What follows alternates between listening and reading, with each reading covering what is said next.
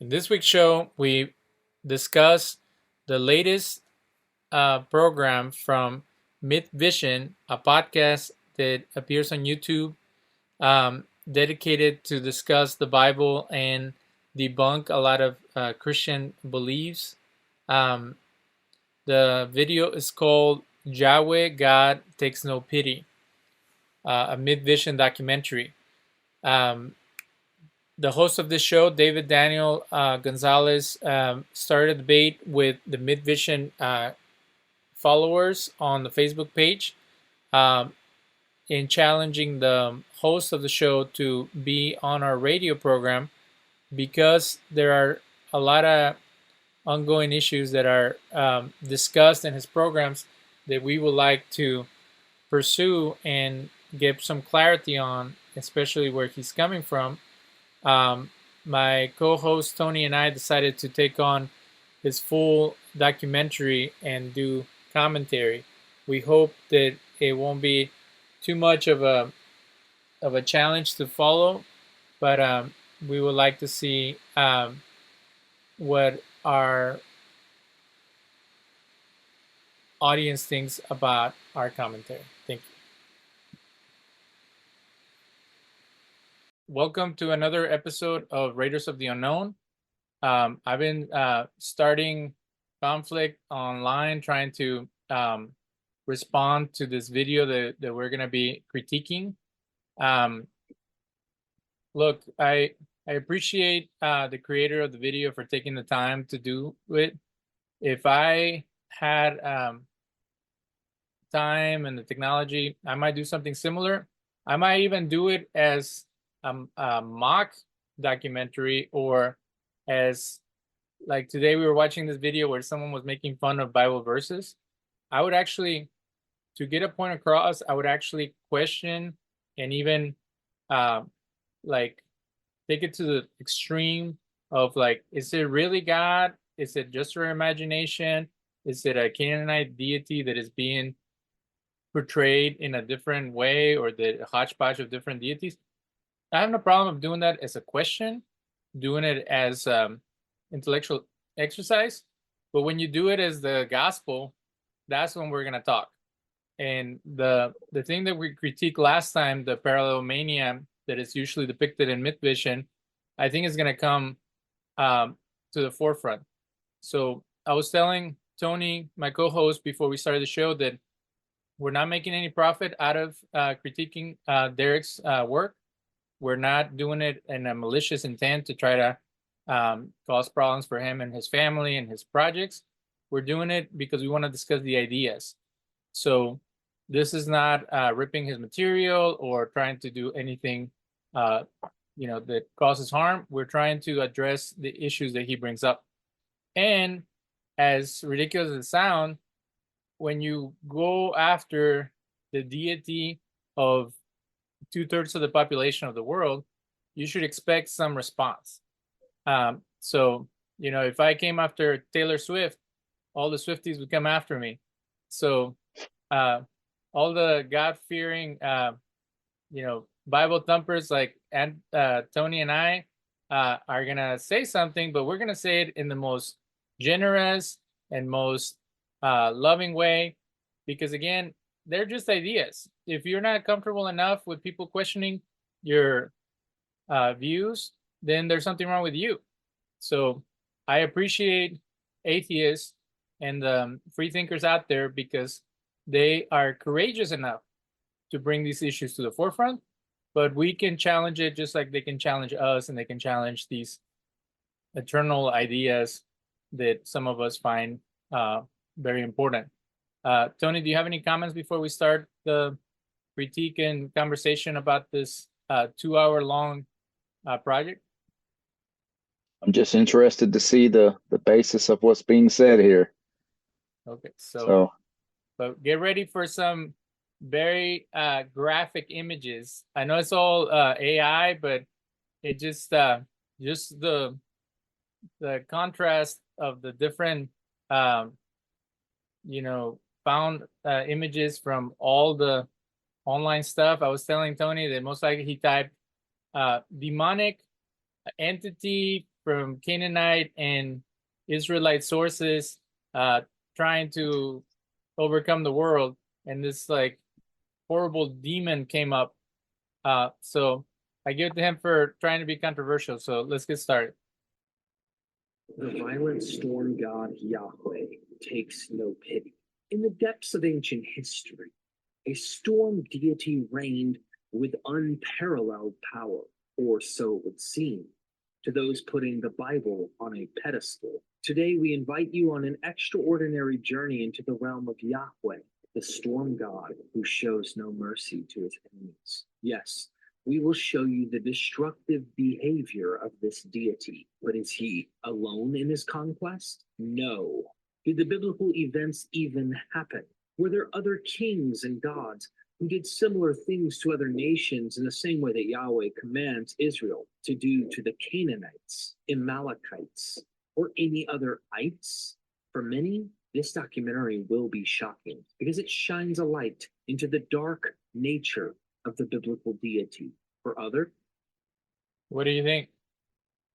I want to again congratulate Mr. Lambert for being fair.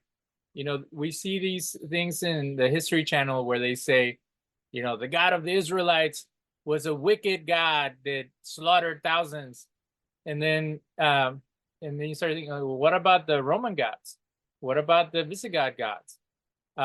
Every group back then felt that whenever they won a battle, that was because their deity helped them. So if you project back after you fight a battle with whatever enemy, and you say, the Lord delivered them to my hands, that is a common practice of all tribes and all groups of people throughout history.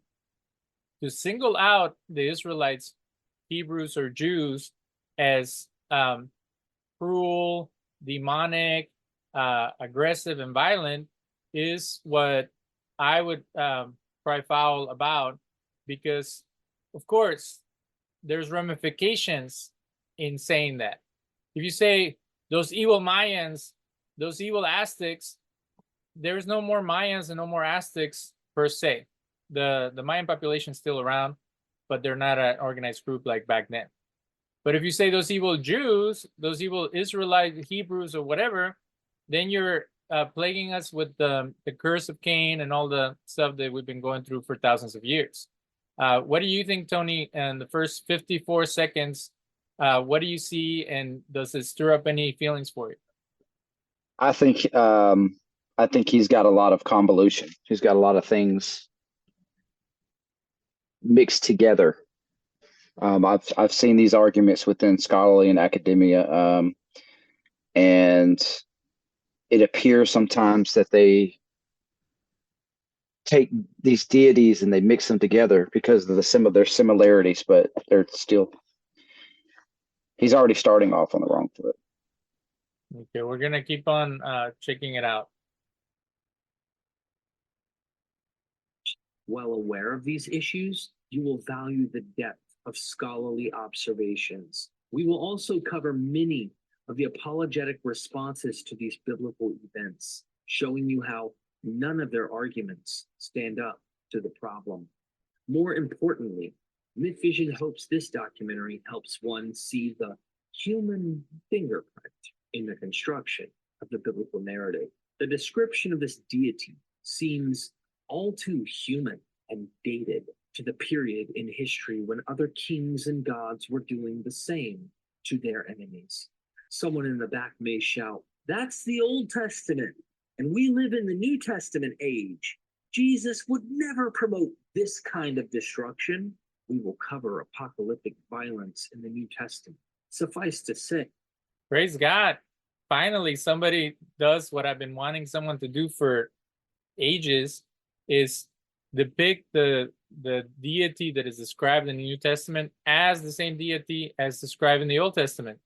If you don't, then you are some type of Gnostic lunatic who's trying to make a distinction between the Israelite God as described in the New Testament, which was the sectarian group of the Jesus movement, was pointing back to everything that it was described by God and his prophets in the Tanakh or Hebrew scriptures. If it doesn't point to that, then it is some type of Greco-Roman cult that was just nitpicking the stuff that they like. So as my friend John Dominic Crossan would say, it's the same God throughout the whole thing. And he is violent in some ways, but he's also not to the extreme that people would want to judge him in our modern eyes. And again, violence is only wicked or evil or cruel when it's being done with no purpose or no aspect. Like, this is the problem, and we're gonna discuss this all along. If you say it's violent to kill an animal, you're making an absolutist statement, because it's violent to kill an animal. Of course, it's violent to kill anything, but if you kill an animal to eat them, is that true violence and destructive and cruel? Or if you kill an animal who's trying to bite you, is that violent, cruel, and evil? So to make these broad statements, such as the God of the Old Testament was mean, or the God or the deity that became Jesus in the New Testament was hateful, that's a very even aggressive on our part judgment. You become suddenly the judge over these major concepts, and you are demeaning them to make a point. So now you are the arbiter of what's right and wrong. And unless we know you very well as a super righteous, wonderful person, we don't know where you're getting your morality from and where are you heading with this information. So if you're going to be a complete pacifist, then the Bible is not your book. What do you think, Tony? Well, I do appreciate the fact that he linked the God of Old Testament and New Testament. He put a picture I would assume would be so-called Jesus on the screen when he mentioned God. I think that's a problem, but you brought some valid points up, and I would like to add on the fact that it's easy to look in the way that humanity has evolved over time, and we've progressed morally and ethically in the modern state of the world. You go back thousands of years back, you have mankind more in a primitive state. I mean, people are still sacrificing human beings to their deities. You've got all kinds of things that we can't even imagine or fathom that were happening on a day-to-day basis. So it's easy to look back in hindsight and look back at those of the past and try to paint them in a bad light. But I don't think it's fair, and that's not giving them a fair shot of what's going on. And you want to talk about, is it violence or is it justice? It's all about the perception. I think he's looking at it with the wrong lens, and he's looking at trying to find fault instead of trying to understand the whole narrative, what's truly going on, what the Bible is trying to convey to us. So, well, let's keep watching and see where it's heading. The New Testament arguably is worse in nature than the Old Testament. I will let you be the judge. So tell me what you think in the comments. I want to give another shout out to Mr. Lambert for being a pro-Jewish, because that's the new tactic from the atheist movement, and all scholars, even Christian scholars, is to say, I'm not coming after the Jews. I'm not coming after the Hebrew scriptures. I'm coming against Christianity, which is worse than the Jews. And my favorite heretic is Mr. Nietzsche, who started off with Christianity's crap and then moved on to the Jews as the reason that Christianity's crap, because they're emulating the Jewish God. So now, because it's not politically correct to attack the Jews directly, you have to attack the Christians and then roundabout attack the God of the Bible, which is the Jewish version of God. So the common practice is to not be so overly insensitive to Jewish issues in relation to trashing our scriptures, but you want to trash our scriptures. So my biggest issue is, why can't you just leave it alone? If you don't like the God of the Bible, why can't you just let it be? Go start your own religion. Go move on to whatever place where they don't persecute atheists, Switzerland or whatever. Like, I don't want to do love it or leave it, but as a minority, a member of minority religion, I have to put up with a lot of criticism, a lot of ignorance, stuff like that. And it makes me feel proud that I haven't given in to their biases. I wish that the atheist community would have that and would not spend all their time trying to trash something they don't appreciate. Yeah, it's very odd that he chooses to. I'm not too familiar with Mythvision. Does he do um, hit pieces on other gods and other religions? Like, has he made one for Islam? And I saw one about the Hindus, and then everything else is the Bible, the Bible, the Bible, the Bible. The Bible is the same as the Odyssey. The Bible is the same as the life of Hercules or Hercules. The Bible, the Bible, the Bible, the Bible. Like, I used to love studying different religions. When I was a kid, I knew everything about the Hindu deities. I knew everything about the Buddha. I knew everything about tribal stuff. Like, I would love to hear the latest on what's going on. Did we find out that the gods of the Hopi people in Native Americans, that they were actually aliens, and that's why they look so funky? This video is based off the excellent book by Dr. Joshua Bowen called The Atheist Handbook to the Old Testament, Volume 2. Hold up. He's always pulling these old books that I don't know where he gets from. I guess there's now, like, you know how Mickey Mouse became public commons? Like, I am a big fan of oldies but goodies. Like, there's a lot of good stuff. Like, we did a recording about the Passover plot, and it had stuff that I hadn't seen in the more modern stuff. But there's also the fear that a lot of these old comments and perspectives do not have the latest information. So one thing that I'm gonna prophesy is gonna happen in this video is that he's gonna make a lot of the common mistakes that even Jews who try to anti-missionize the Christians, or Christians who try to spread pretty much propaganda make, is that they give you versions of the, what it really is their rhetoric is not up to speed with what's going on. So we can talk about the New Testament from all kinds of different perspectives, but if you look at the latest information, kind of like what Mr. Lambert does with some of his guests, there's things that have been brought up that back in the day might not be considered, especially with new developments in archaeology, anthropology, and things like that. So let's see if in this video, maybe not in the other videos, but in this video, he makes common mistakes that are made from people who are amateurish when it comes down to discussing the Bible.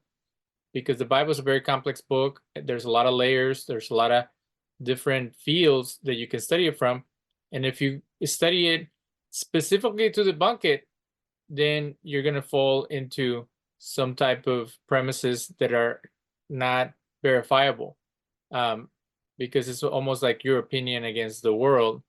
And that's one of the things that I brought up, and his followers don't seem to see it. Be sure to grab a copy in the description.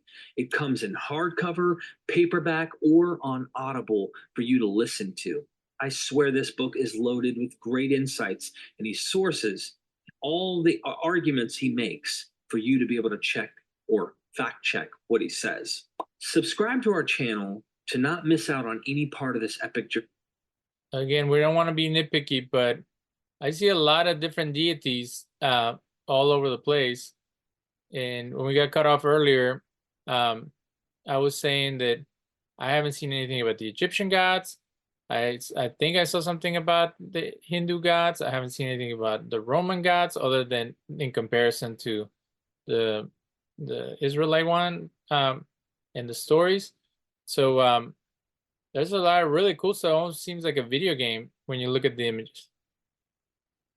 Part of this incredible exploration, this is more than a documentary. It's a journey into the heart of a storm. Welcome to the world of Yahweh, the storm deity who takes no pity. Let the adventure begin. Who calls him Yahweh? Introduction. They had been waiting for this moment for years. He and his wife had been longing for, dreaming for, a son. And it had finally happened. The boy was everything that a father could ask for. Life could not have been better. Then came that fateful day. Take your son, your only son, whom you love, Isaac, and go to the land of Moriah to offer him up there as a whole burnt offering upon one of the mountains, which I will tell you. Genesis 22:2. How could God tell this man to kill the son he had waited for all these years? This is, of course, the dilemma in one of the most famous stories from the book of Genesis, what Jews refer to as the Akedah, the binding, Abraham's sacrifice of his son Isaac. Dr. William Dever summarizes the problem with this passage well. One story about Abraham is difficult to rationalize on any grounds because it appears to impugn the motives of both Abraham and Yahweh. That is the famous story of Yahweh's command that Abraham sacrifice his beloved son Isaac, the miracle child, as a bloody offering. The biblical rationale, of course, is that God was only testing Abraham's faith and unquestioned loyalty. But what kind of God would do such a thing? And what kind of father would willingly comply? The violence that appears throughout the pages of the Hebrew Bible has presented no small problem for people who wish to build their ethical systems upon or derive their value. Okay, well, that's a low blow. So we don't even talk about any other story in the Genesis account. We didn't talk about merciful, nurturing creator who gave humanity life. We didn't talk about how humans had willpower and the ability to question that God and go against him. We didn't talk about how the serpent, it could be seen as the personification of evil, but also personification of free will and independence from the creator.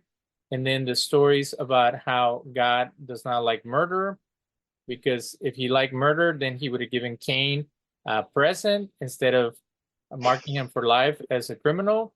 How God doesn't like violence and hatred, because if that, he wouldn't have destroyed the earth and all its inhabitants because they were misbehaving. So you mentioned that justice is different than violence, because now you have some type of moral code that is being violated, and that's what this deity has a problem with. If you just jump from 0 to Abraham killing his son, of course he's a cruel God, because it makes no sense. If you started hearing voices in your head and they told you to murder your family, you would be a horrible person. But nowhere in this conversation have we talked about how it was a common practice to sacrifice your children to appease the deities of that time.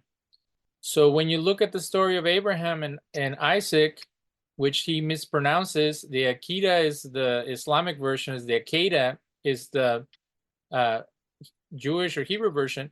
It is turning a common practice on its head. It's saying that you can get so close to paganism that paganism is thwarted, and that you realize that it's not about sacrificing your family, but it's about trusting God. For ancient people, 5,000 or whatever, 4,000 years ago, to realize that, to put it on paper, and to find a very subtle way to critique human sacrifice, that's what the story is about. It's not about some wacko listening to some crazy deity to murder their child, which some Christians might want you to believe. It was about a faithful descendant of the Sumerians who broke off from them and became, some type of visionary of what religion should be like. And religion becomes a way of serving a greater purpose and a greater power, and that power puts limitations on your idiotic ways of wanting to please him, because it's common for humans to want to do something to change their environment. That is the basis of paganism. Paganism says that you can control other people and yourself by manipulating nature. In this situation, you have someone who gets to the cusp of that and then somehow realizes, either through divine fiat or through their own wisdom, that that's not the proper way to serve this force. And then it becomes a narrative that affects the life of thousands of people throughout history, that our faith should be similar to the pagans. We should be willing to sacrifice everything, but you shouldn't turn to murder as the form of expressing that love or that affection for that idea. What do you think, Tony? Yeah, I don't think he jumped leaps and bounds, completely missed the whole buildup of the narrative. And he's cherry picking what he wants to bring into the mix as far as what he wants to attack God from his perspective. And so he just jumps right into Abraham and Yitzhak on the mountain. And it's really funny because, like you said, this is a common practice that was going on at the time. And he didn't mention anything about, Abraham being Abram, and then he got called out from his fathers to leave his fathers, and then you have also the Agadah surrounding it, or the midrash that goes into his fathers were idolaters, and he questioned his fathers for what they were doing, and it's not painting the picture properly. He's painting with broad strokes, and it's not fair to the narrative. He's already off. I mean, you can already tell. And then the person he mentioned, Dr. William Dever, I think he's an atheist. I think he's an atheist now. He started off as a Christian, then converted to Reform Judaism, and then now he's an atheist. I see this a lot in academia. There's people that will study the Bible and they get so caught up in things having to fit within the narrative the way they were taught. And if something gets brought up that's different than their idea, sometimes they'll just throw it out as if it's not valid, or they'll completely become atheist. And I think people are sometimes when people do that, I think they're looking for a reason not to believe in God. And if that's what they want, then that's what God will give you. He's not looking for people to force to worship him. But so far he's working. He's not doing this he's not being thorough. Well, and we're not gonna blame the host. We're gonna blame this book. And again, Yeah, you can start attacking head on, and we're gonna respond head on, because we can all say that the Akedah is the most difficult passage in the Bible. But when it comes down to, I even forgot about the Tower of Babel. I even forgot about all these other issues that happened before this. And they were all issues that the people were grappling with. So instead of thinking of divine revelation, think about it as human beings struggling with existence. So human beings look at how did we come about, and their version of how we came about was a very wise and special a conversation to have about the role of men, the role of women, the role of wisdom, the role of disobedience. Is there a creator? How would the creator express his will to us? And then if all that is true, then are children accountable? And the way they hurt each other is a problem. And then when people work together as a team to try to challenge nature or the cosmos, it blows up in their faces. And then you have this one individual who breaks off from a very destructive and bondage type of religious system that it was already created early on, and looks for something that it is more encompassing and able to follow certain principles that are special and unique to his perspective. Like, I can't wait for them to start pointing back to other religions and how all that influenced Abrahamic faith. But as we've discussed before, there's a uniqueness of the message of this Chaldean guy who created this monotheistic system that you can say is mythological, legend, or whatever, but it's still very powerful. And we read it, and it still has an impact, even these 4,000 years later. So let's see what else they're saying about Abraham and how we all struggle with this violent deity that just shows up and starts killing everybody. From this sacred text. While philosophical issues like the problem of evil are discussed and debated in relation to theism, the problem becomes exponentially greater when the deity not only allows, but also commands what we would consider to be evil actions. The ethical difficulties with many biblical passages and the theological concepts they engender often become obvious when sincere believers attempt to convince unbelievers of the goodness and love of God. Okay, well, I don't want to convince anybody, but I want to get one information clear. If you believe in rainbows and butterflies, again, this book is not for you, because what the author of this book is doing is the same thing that there was a guy that I ran into. He wrote a book called Conversations with God.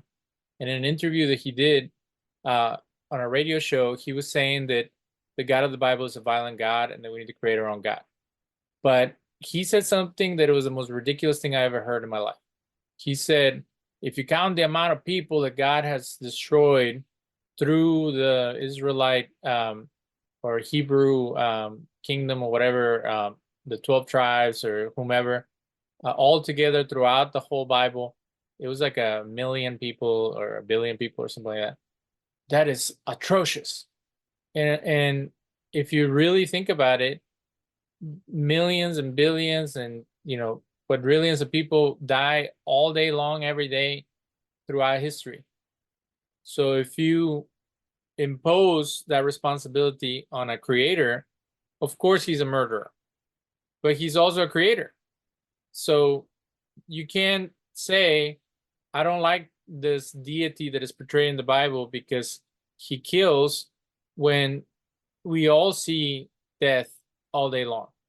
We can talk about using people to bring about destruction and slaughter of whomever, but if you're going to make a blanket statement that it's evil to kill, or it's evil for people to die unjustly, then you really have a problem with nature.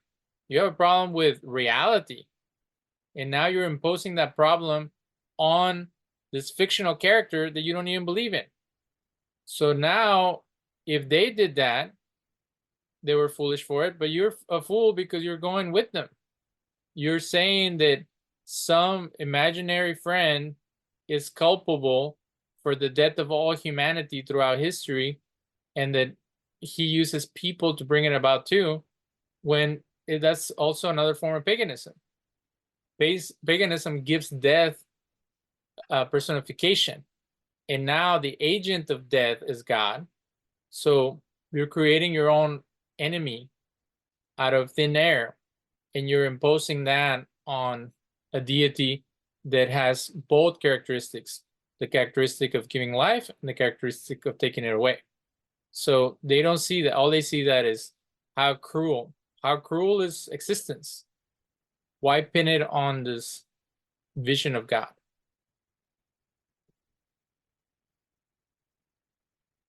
Apart from these interactions, it seems quite common for many semi-regular church attendees to receive some form of indoctrination as a means of addressing God's commands of violence in the Old Testament. As we will come to see in this documentary, believers are trained both from the text and the pulpit to resolve the problem of human suffering at the hands of Yahweh in one or both of the following ways. Victims of divine violence, one, were completely deserving of God's wrath and judgment, and or two, did not suffer in the way we think, as the text frequently contains culturally appropriate hyperbolic exaggerations. Dr. Hector Avalos explains it in this way. Scholarship on the violence in the Hebrew Bible has been marked by at least two positions. The first position views the violence as historically accurate and morally defensible. A second position denies that the violence actually occurred or minimizes its importance. For example, the violence could have a purely literary or rhetorical function. For believers, these conscious or unconscious apologetic approaches to the violent commands in the Hebrew Bible are, in my experience, not only incredibly effective, but generally emotionally satisfying. If the text is not being hyperbolic, for example, then one can rest assured that God had a morally justified reason for his pronouncements of violent judgment. In fact, we will see that many of these narratives hinge upon the implementation of violence, particularly requiring it to be all-pervasive and total in its execution. In some cases, more than I would like to think, believers are not only emotionally and intellectually satisfied by these apologetic arguments, but they are actually emboldened and even excited about God's violent behavior in both the Old and New Testaments. Much to my dismay, I am sometimes forced to interact with individuals online who actually take pleasure in the prospect of being able to put their foot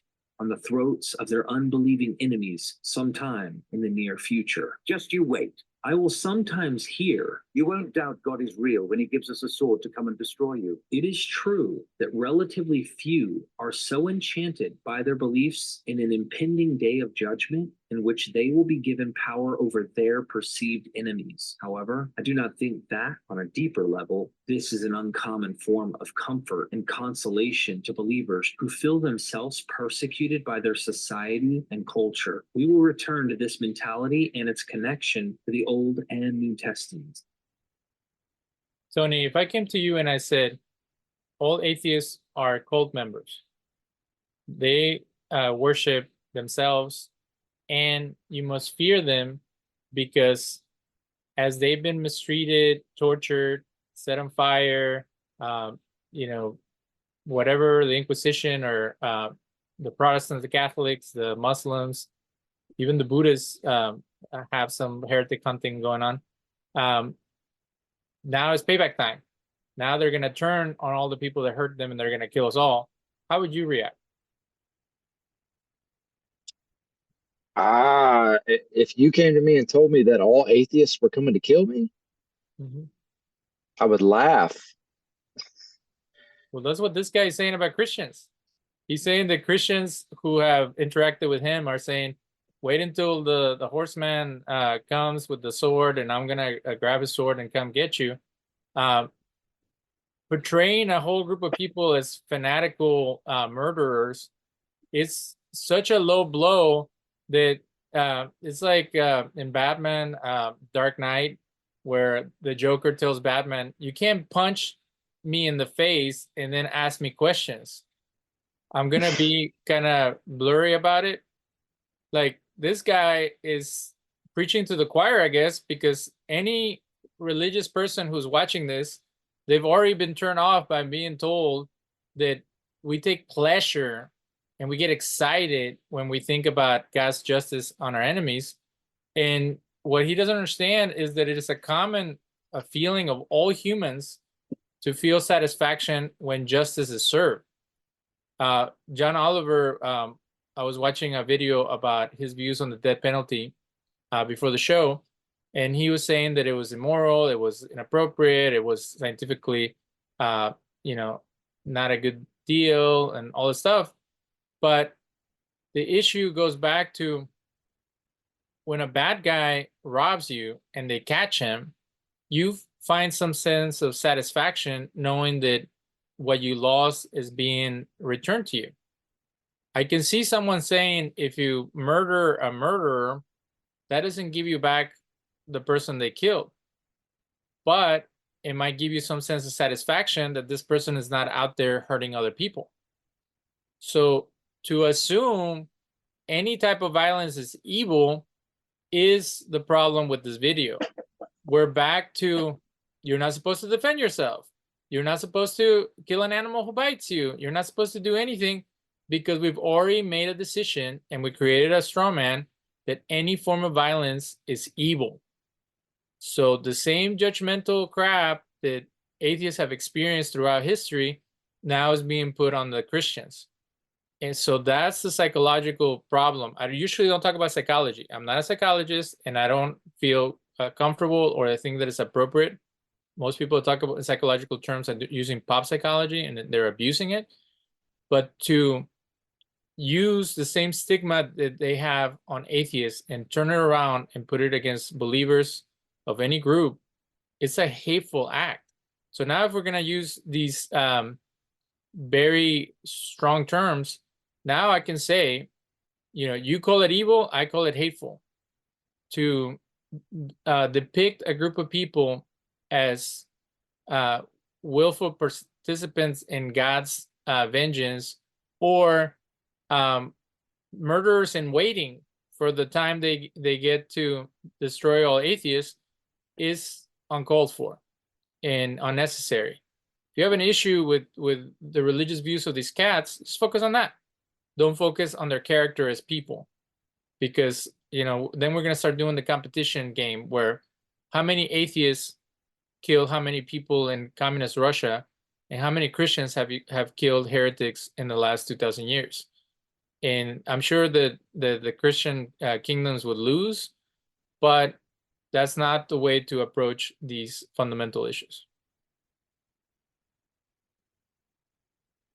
In this documentary, I would like to address the problem of divine violence and genocide in the Hebrew Bible from a few different angles. First, we will examine the nature of Yahweh's vengeance that is encapsulated in the crucial Hebrew word haram, or the ban. Exactly what this word means and how it is used is essential for understanding divine violence in the Old Testament. Following that, we will establish what the Old Testament has to say more explicitly about violence, particularly when presented in the form of direct commands given by God. At the same time, we need to determine what the original authors most likely meant when they penned these violent passages, over and above what later theological interpretations would suggest. Relevant passages from the Old Testament will be discussed, including clear examples of such problematic texts that contain commands about the conquest of the land of Canaan and the wholesale slaughter of the Amalekites. We will then address and evaluate common apologetic responses to these difficult passages in the Old Testament using.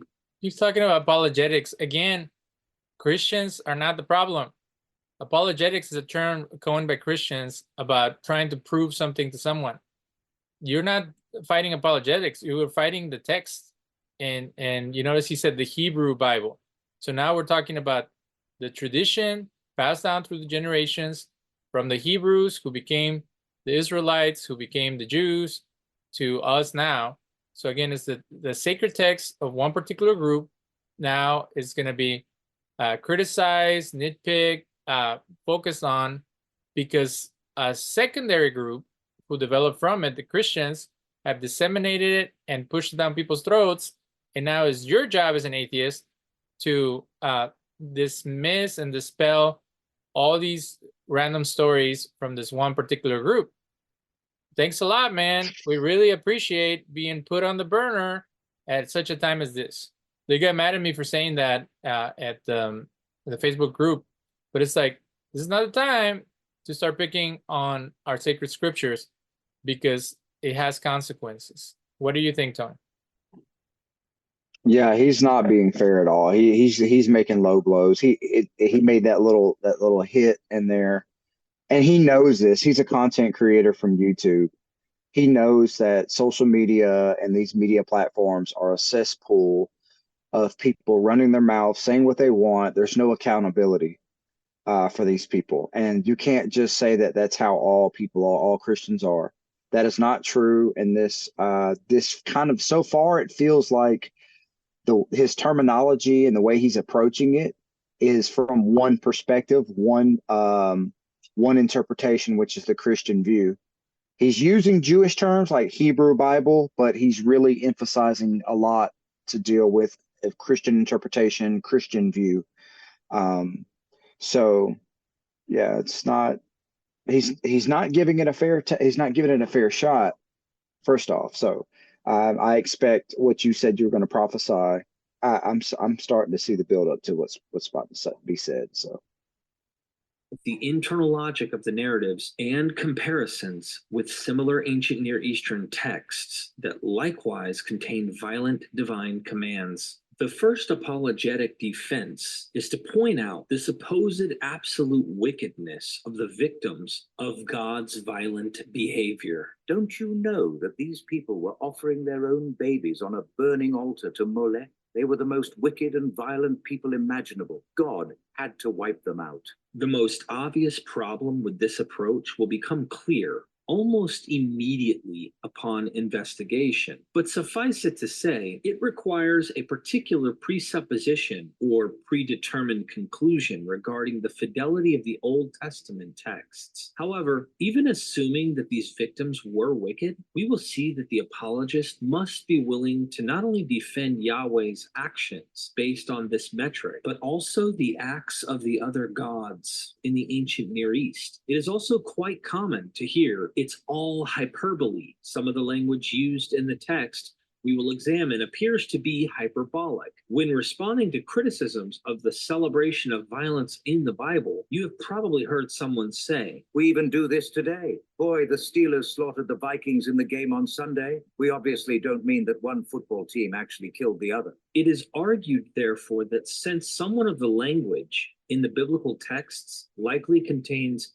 some level of exaggeration or hyperbole in what it reports, this resolves the issue. Spoilers, it does not. It will also be important to examine the genre of apocalypticism in the context of divine violence, as there is a direct connection between the apocalyptic mentality and vivid descriptions of anticipated divine violence and retribution. Apocalypticism is more properly a type of worldview that began to develop in the Persian and Hellenistic periods, circa 400 to 150 BCE. Aspects of it are evident within the Hebrew Bible, particularly in the book of Daniel, and it became quite pervasive in the books of the New Testament, perhaps especially in Revelation. While we will not spend a great deal of time in the New Testament, it is important to recognize the part that apocalypticism played in developing a violent mindset, as cosmic good will in fact must ultimately overcome evil, inevitably through violence. Finally, I would like to spend a bit of time engaging with how these violent passages and ideas affect us today as modern readers. This will have less to do with what the text actually meant in its original context, and more to do with the effect that the divine violence in the Bible has had on the way adherents understand and interact with these theological ideas. Can violence and its use in the Bible have a subtle but dangerous effect on the modern reader, both in what they believe and in how they behave?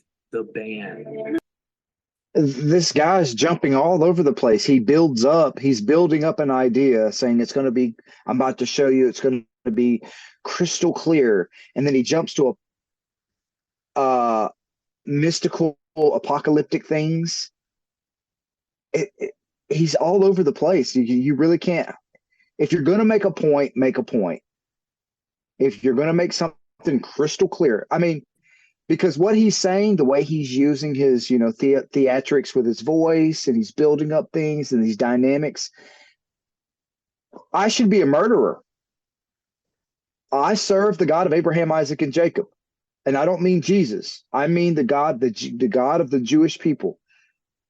Why am I not a murderer? Why am I not a rapist?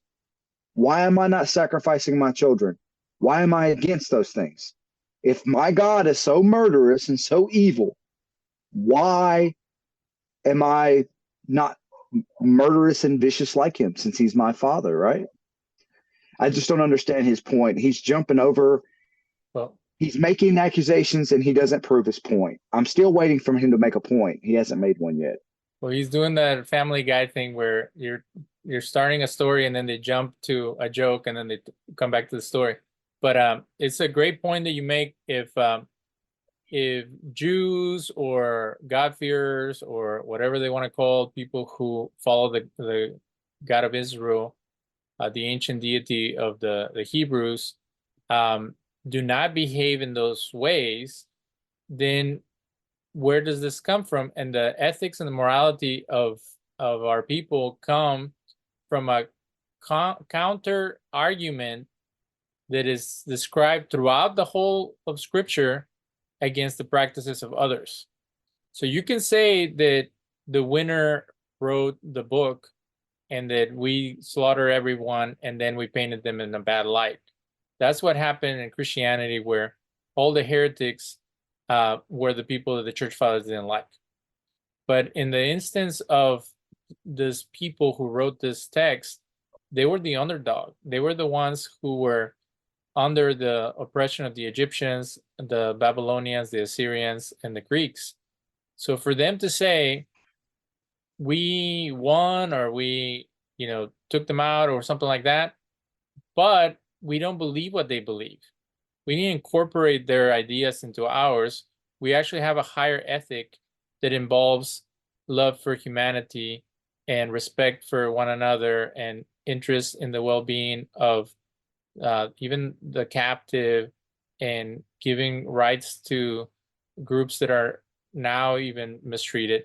Like all these things that have come across throughout history are things that come from this type of ethical monotheism that he's trying to trash. So, like you said, if the deity that we follow encourages us to be wicked, then we would be the wickedest of them all, because we have the biggest mandate. We have the God of the universe on our side. So how can we not take advantage of that? But the God of the universe, he showed the 10 Commandments, and he said that the 10 Commandments were murderous. The 10 Commandments are the foundation of a ethical, moral, and virtuous life. And they put guidelines over human temptation and human desire to take on as much power, as much sexual gratification, as much ability to control others. And like 7 of them tell you that you need to hone in on your passions. What kind of crazy system based on a wild and evil character would ask you to moderate your behavior? So you have a great point there. And Yahweh our God also delivered into our hand Og king of Bashan and all his people. And we struck him down until there was not a single survivor remaining. And we captured all his cities at that time. There was not a city that we did not take from them. 60 cities, all the region of Argob, the kingdom of Og of Bashan. All these cities were impregnable, high walls, gates, and bars, besides very many rural cities. And we completely destroyed them, just as we did to Sihon, king of Heshbon, completely destroying every city, men, the women, and the small children. Deuteronomy 3:3-6. Pretty strong language. The phrase that is translated, you must absolutely destroy them, in verse 2, and completely destroy in verse 6, stems from a verbal root that is used in the word harem, which is most literally translated the ban. This word shows up in several different violent and problematic contexts. But what is harem? What does it mean to be under the ban in the Old Testament? We need to establish what is meant by dedicating someone or something to total destruction or to the ban.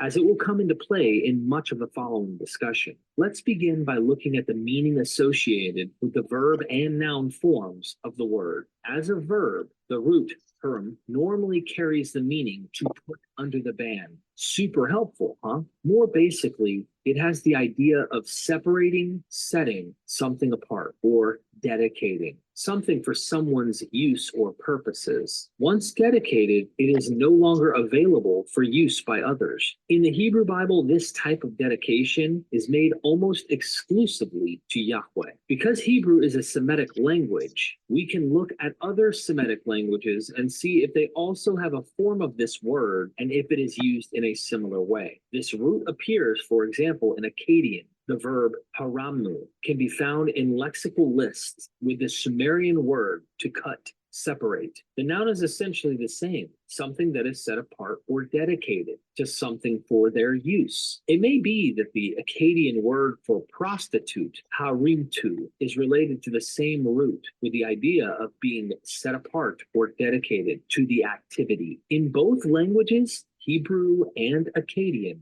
the root haram seems to carry similar meanings, as it refers to things that are separated out or set apart for a particular use or activity. Returning to the Old Testament, we encounter primarily two contexts in which these words occur. Less frequently when someone is dedicated to Yahweh for cultic use, but more commonly when someone is dedicated to Yahweh for destruction.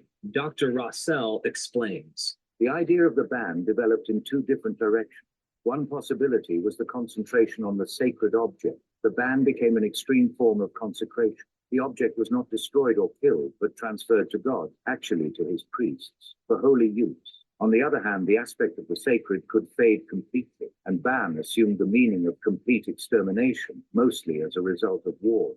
While the cultic occurrences are important to the discussion in general, for our purposes in this video, we will dedicate ourselves, I'm so funny, to investigating the destruction passages in the context of war. There are several passages that demonstrate this particular use of the word harem or harem, but I will mention just two here. We will revisit them in greater detail later. The first is in Deuteronomy 2, where Moses is recounting the Israelites' defeat of Sihon, king of Heshbon, in Transjordan. In verses 33 through 34, we read, And Yahweh our God handed him over to us, and we struck him and his sons and all his people, and we captured all his cities at that time. And we completely destroyed Aram, every city, the men, women, and the small children. We did not leave a single survivor. Deuteronomy 2:33 to 34. Here, the text details what it meant for the city to be dedicated to the ban. They were to leave no survivors, down to the men, women, and children. Dr. Dozman writes, Deuteronomy 2:34 illustrates, when Moses describes the nature of the defeat of Sihon as utterly destroying men, women, and children, he concludes, we left not a single survivor. See also Deuteronomy 3:6, 13:16, 20:17. The ban is violated if Israel makes a covenant with a nation and thus shows mercy. Similarly, in 1 Samuel 15, a story that we have discussed on several occasions now, we see Yahweh commanding Saul to take military action against an old enemy, the Amalekites. Thus says Yahweh of hosts, I have taken account of all that Amalek did to Israel when he ambushed him in the road when he went up from Egypt. Now go, strike Amalek, and completely destroy Haram, all that he has, and do not have pity on him. But put to death everyone from man to woman, from child to infant, from bull to lamb, from camel to donkey. 1 Samuel 15:2-3. So for those that are not familiar with Jewish interpretation, this is where it's important to have some type of, the term would be mitigation. So you take a passage, there's all kinds of passages, and dash the babies of my enemies against the rocks, or something horrible like that. And then you say, okay, did this guy actually mean that? Or was there something more behind it? And what Judaism does is that it mitigates a poor reading of a text. And this is something that I've tried to do with Christian authors and theologians, where they can mitigate the hateful passages in the New Testament against the Jews. And you can say, well, that's a cop-out. To try to reinterpret or expand or open up the passage so it is not as vile and hateful, is something that he kind of alluded to, that Christians will try to find metaphorical ways to get out of these moral constraints, moral dilemmas. But what's important is that you have to compare views that are described in these texts to each other.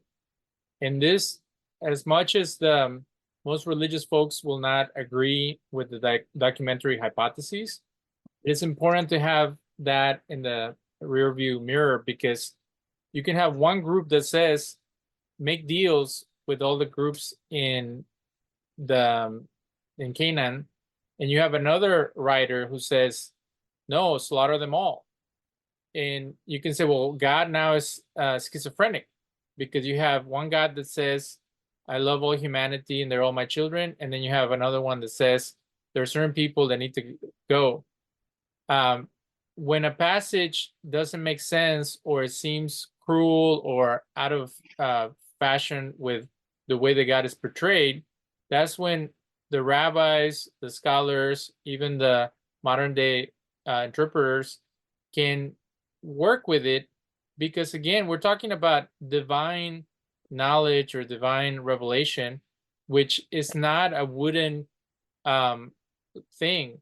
Like if I tell my, like, and this is the example that Derek used, if I tell my child, I slaughtered this cake, does it mean that I killed the cake, or does it mean that I ate it? So he's using this term haram, which in Islamic culture means you put a haram against your enemies, and you get all the troops to get them. And in Jewish law, haram is an excommunication, putting someone out of the community because of misbehavior. So this is a very loaded term, and it comes from dedicating something. You have to think of, well, when God dedicates something, what is the purpose behind it? But you also have to look at anthropology and understand that in every culture, there was things that were dedicated to the deity, and there was things that were forbidden, and there were things that were, taboo, and you weren't allowed to participate in. So if the context of all these passages is there's a group of people who are causing harm, and they're bringing about the destruction or the corruption of the group, which the group has a special calling, they feel justified to use a kind of language of destruction to save the community. So I don't know if in the case of leprosy or whatever a term it was used, there was such a haram against it that you would burn down the house or bury the stuff so then it wouldn't spread with the people. That's how they treated wickedness. They treated what they considered wickedness as a disease that needed to be extirpated or destroyed so it wouldn't spread. And then there's a rabbinic discussion where they say, God forbid that the innocent would die with the guilty. God forbid that the children will pay for the sins of the father, because in a previous passage it said that God doesn't do that.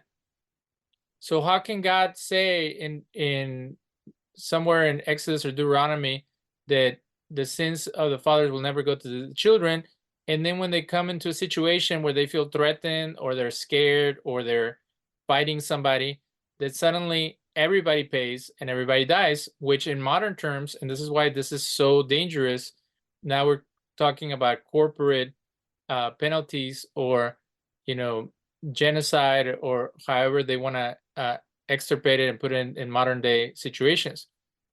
So one rabbi says, God forbid that would happen, and that most likely is a metaphor or a didactical passage, which is teaching that all wickedness needs to disappear.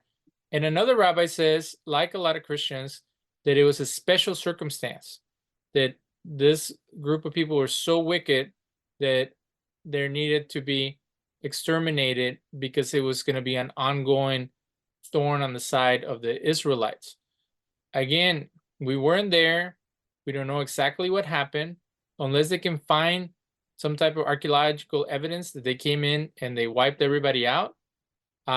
It's actually the opposite of what has been found. What has been found is that the people that were there were the same people that came from Egypt, and they were cousins, and they got along somehow, and they mixed DNA.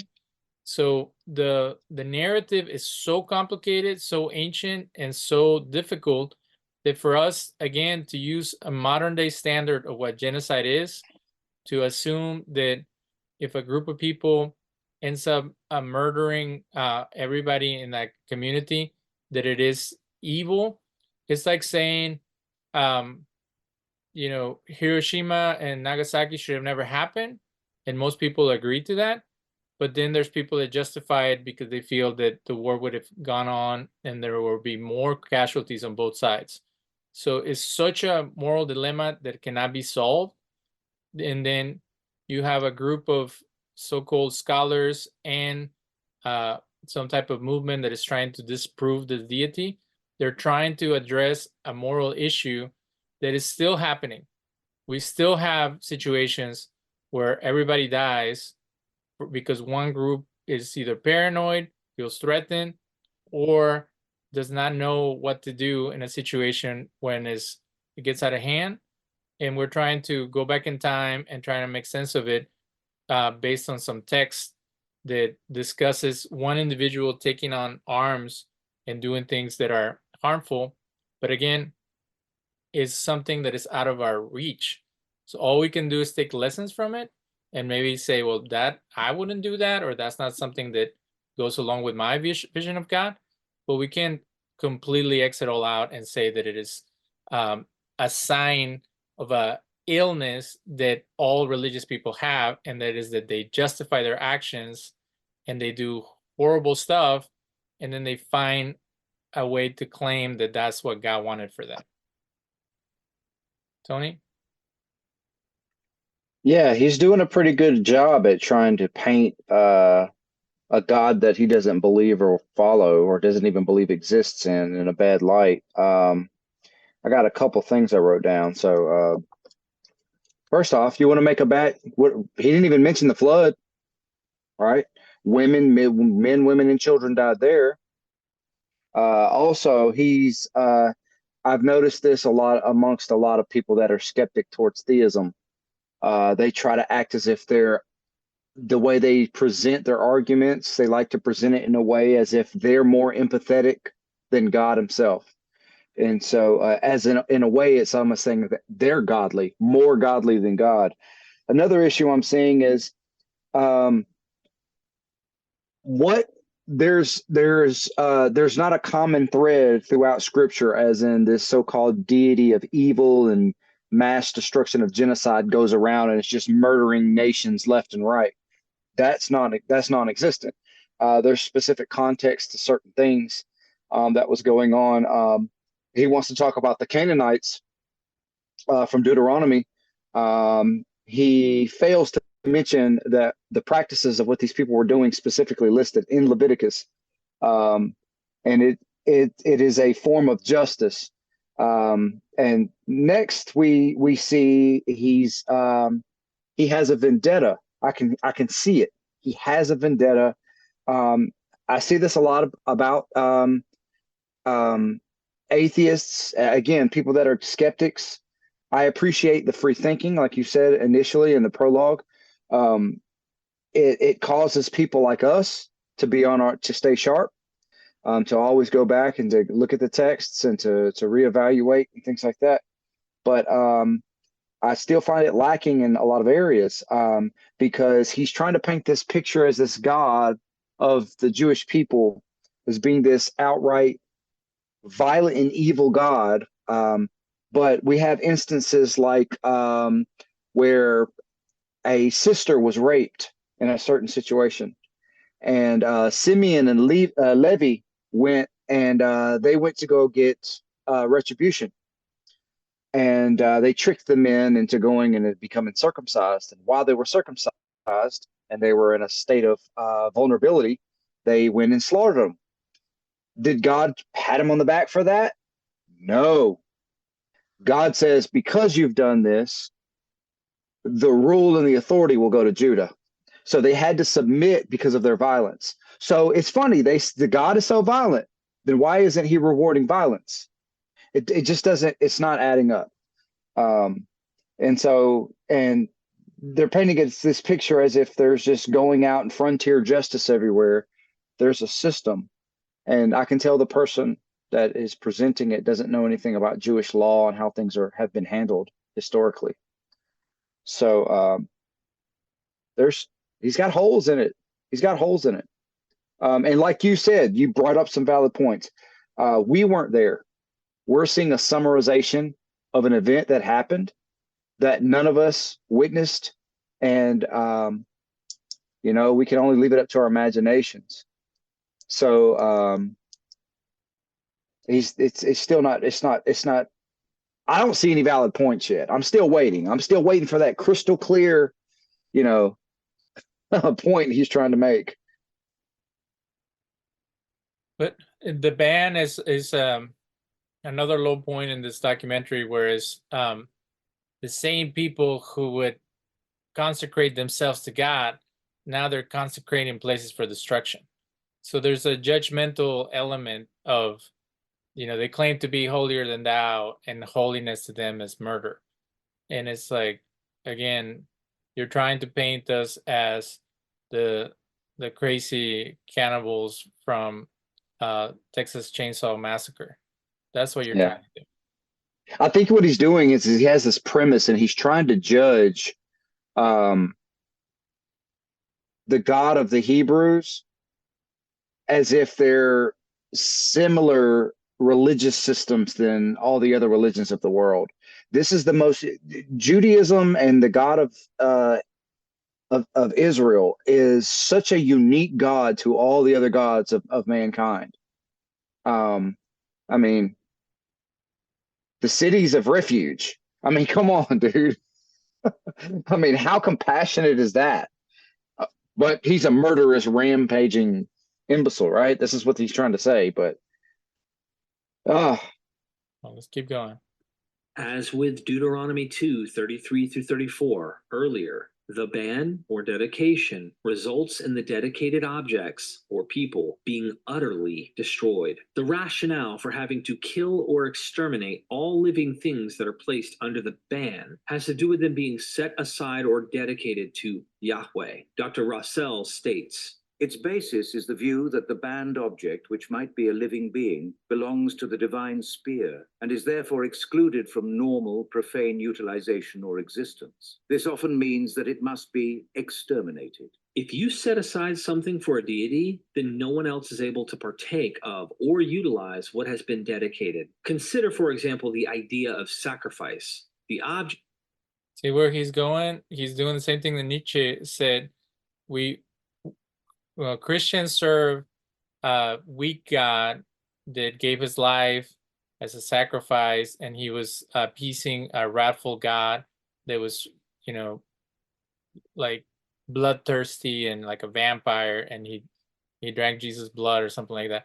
That's where he's heading with this harem idea that God was receiving pleasure from murdering all these people.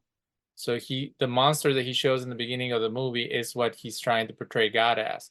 So now God is the medieval version of Satan, this monster that eats all the wicked and he gallops them.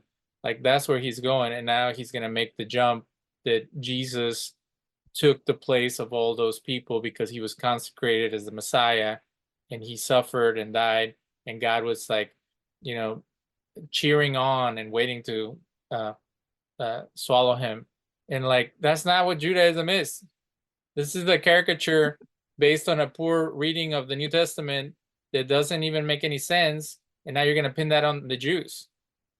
It's a Freudian lunacy that Freud got in trouble for, because he was saying that Moses created God, The Israelites killed Moses, and then they felt bad for it, and they created a god who became the Moses-like figure. And then somebody told him, so we're not only the murderers of God by killing Christ, now he said, we're not only the murderers of the Messiah, now we're the murderers of God. And so he's saying that God is a murderer, and anybody that follows him is a murderer too, and they love destroying and drinking the blood and stuff like that, just like the comments that you saw on this video where it just perpetuates anti-Semitism. Being sacrificed is dedicated or given to the deity for its use. Dr. Gerstenberger explains. By all rights, the slain animal belongs to the deity, Psalms 50:10. Portions of the harvest and of livestock, indeed, occasionally even one's own children, belong to God. Exodus 22:28 or 29 in English version. When something is dedicated to the divine sphere, this most often results in that object being killed or destroyed. In the case of people, if you place them under the ban, it precludes or bans anyone else from interacting with or showing mercy to them. Thus, the banned groups or individuals are to be killed. Dr. Van Wilkbos writes, the verbal root of the word ban means to consecrate or to devote, and denotes something or someone that belongs to the deity. Leviticus 27:28-29. In the context of Israel's wars of conquest, it means that what is so devoted is to be entirely destroyed. When not adhered to completely, this type of dedication carries with it wide-ranging and serious consequences. Consider again the story of Achan from Joshua 7, which was part of our overview of the biblical narrative earlier. Joshua's commands in Joshua 6 stipulate the complete destruction of the city of Jericho and its inhabitants. All the goods that are salvaged from the ruins, including valuables like silver, gold, iron, and bronze, are to be brought into the house of Yahweh and likewise dedicated to him. We see in chapter 7 that a certain man named Achan violated the command and took a few things from the city, hiding them under his tent. This brought severe judgment upon Achan, his family, and even the nation because of this one act of defilement. When something is dedicated to Yahweh, there are no half measures. A thing cannot be partially dedicated to a god. Significant passages of violence. So a thief is now the hero. So we're gonna go all kinds, like, again, if the victors are the ones writing the story, you could take the idea that all the bad guys in the Bible were the good guys. And yeah, I'm a big fan of Bauer,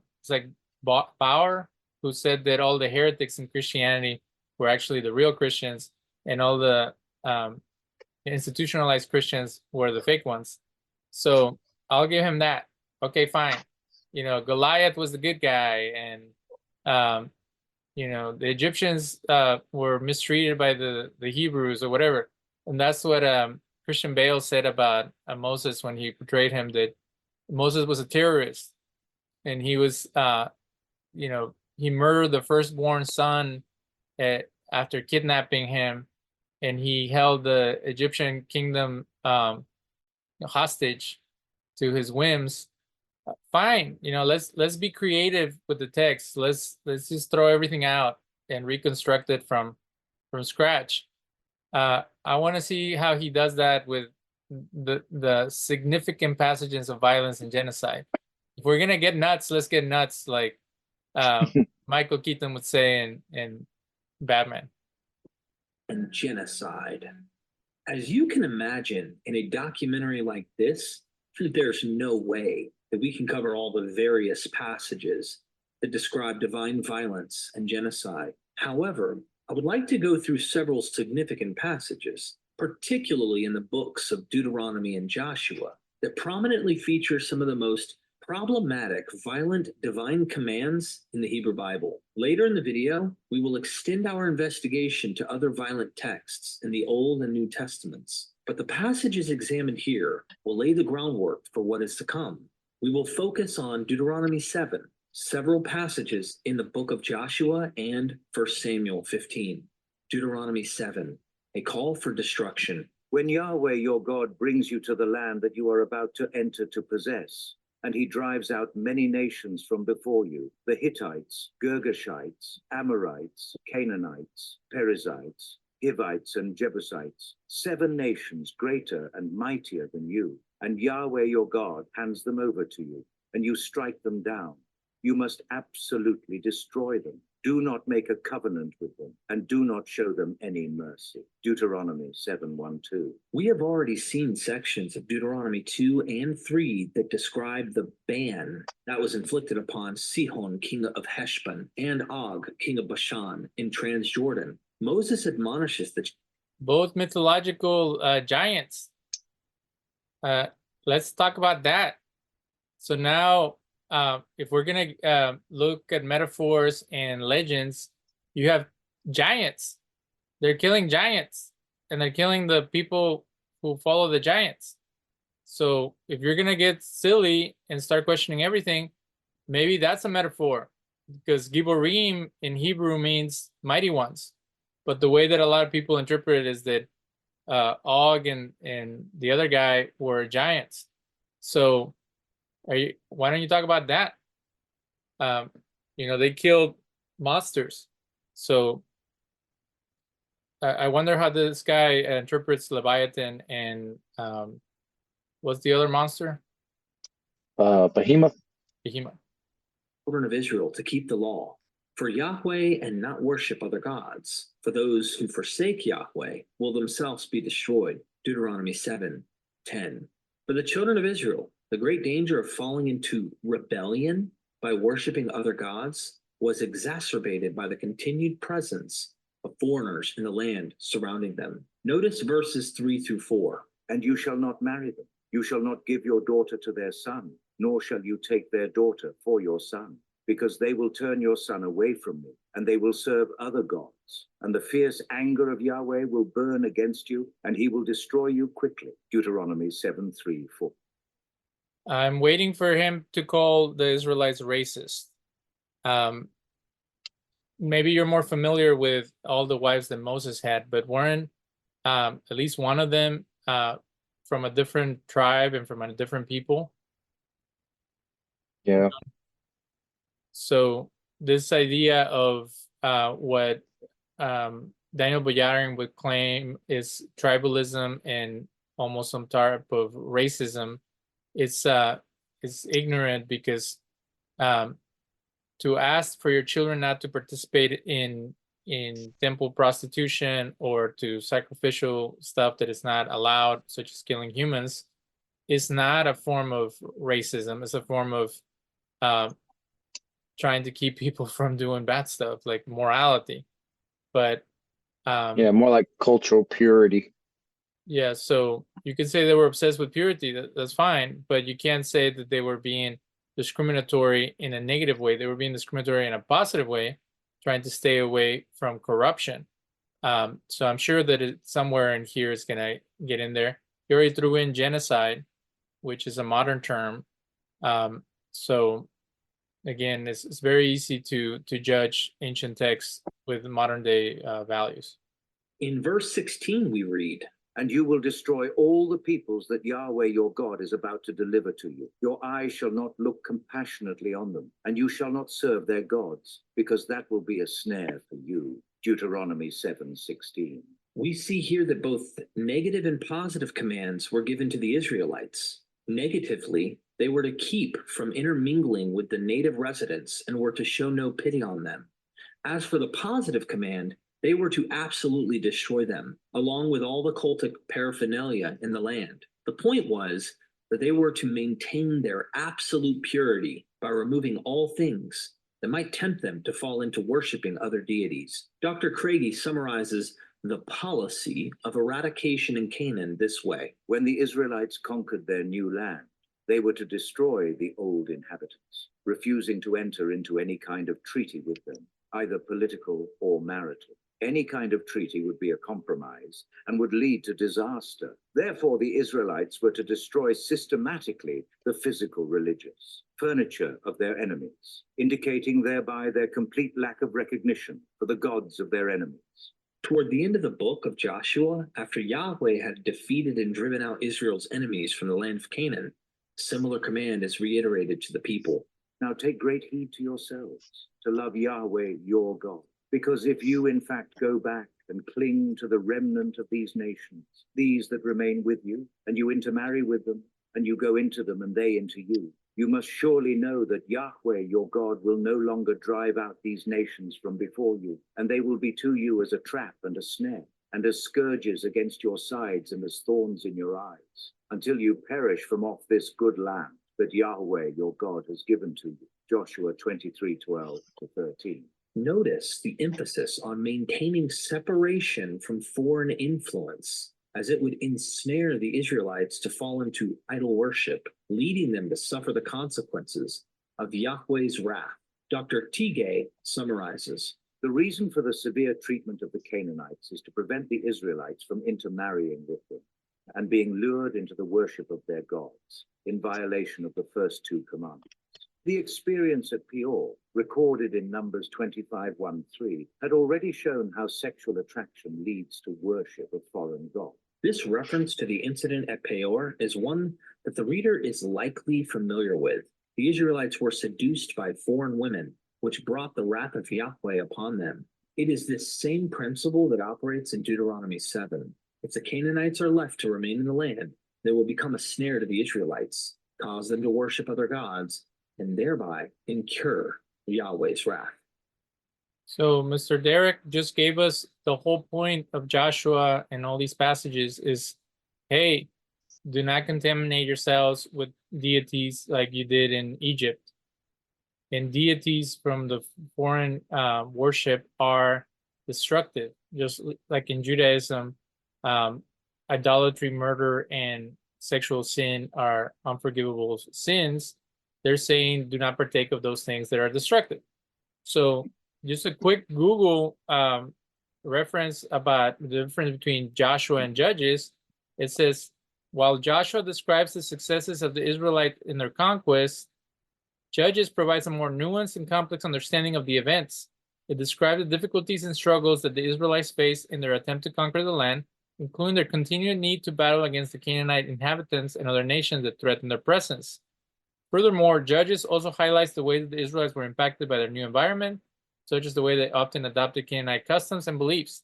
Thus, by reading both books, readers are able to gain a more complex understanding of the complexities of the conquest and the various ways it impacted the lives of the Israelites.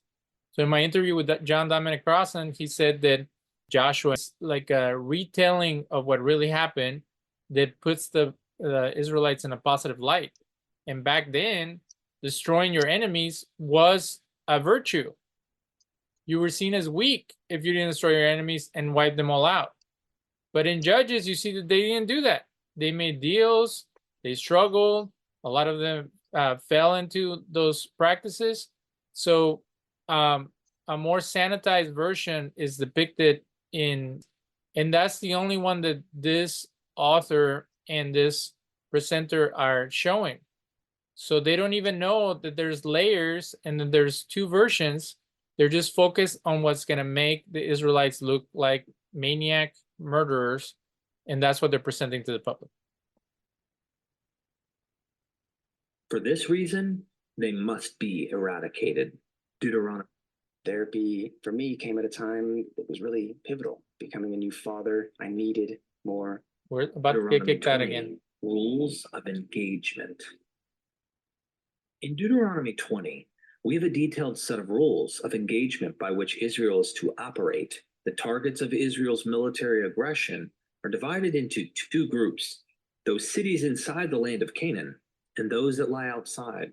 Each group is to be engaged in a distinct manner. When you draw near to a city to do battle against it, you are to proclaim to it an offer of peace, and it will be that.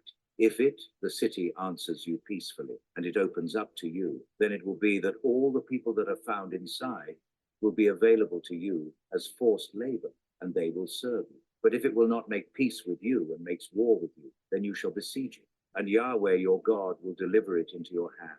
And you shall strike down all its males with the edge of the sword, but the women and the young children, and the beasts and all that is in the city, all its spoil, you will take as plunder for yourselves, and you will consume the spoil of your enemies, whom Yahweh your God has given to you. Thus you will do to all the cities that are very far away from you, which are not from among the cities of these nations, in Canaan. Deuteronomy 20:10-15. Here the text is speaking exclusively of those cities that are far off. We are not dealing with the Canaanite cities of the promised land. These will fall under a different set of rules in the following verses. The plan was that Israel would trust and obey Yahweh, take Canaan, and then expand outward, extending their dominion far outside Israel's borders. It is these cities with which the text is concerned here. Dr. Lundbaum explains. The warfare envisioned is like what occurred under David when battles were fought outside Canaan proper, 2 Sam 10:19, or what could have occurred if the conquest had taken in all the land originally promised, like Philistia, Lebanon, and Aram, Syria, east to the Euphrates. What was the procedure? The Israelite army was to approach each city outside the land and offer it the chance to make what amounts to a full surrender, an offer of peace, shalom. Dr. Nelson writes, Verse 10 is not so much a diplomatic proposal of peace as a non-negotiable demand for submission. There are only two possible alternative consequences: capitulation or siege. these two options, of course, do not present a choice between a good and a bad situation for the city, but rather of choosing between two bad options. On the one hand, the foreign city could surrender, in which case they would become a vassal state, subject to forced or corvée labor, Hebrew mas. Dr. Lundbaum describes the type of forced labor.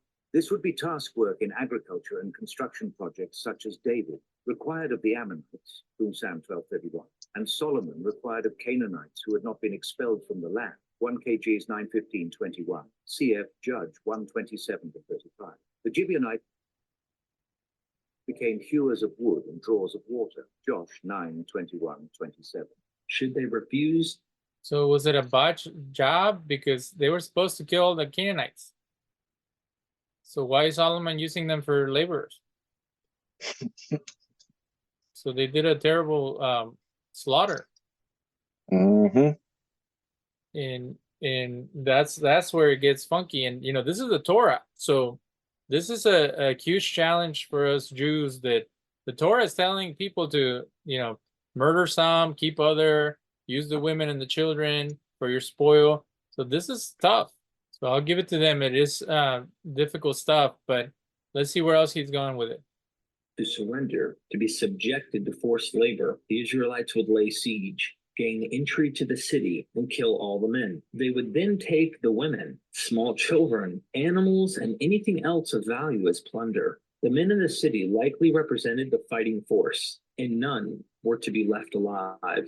The anachronistic idea of taking prisoners of war is not found in texts. The enemy combatants are not spared.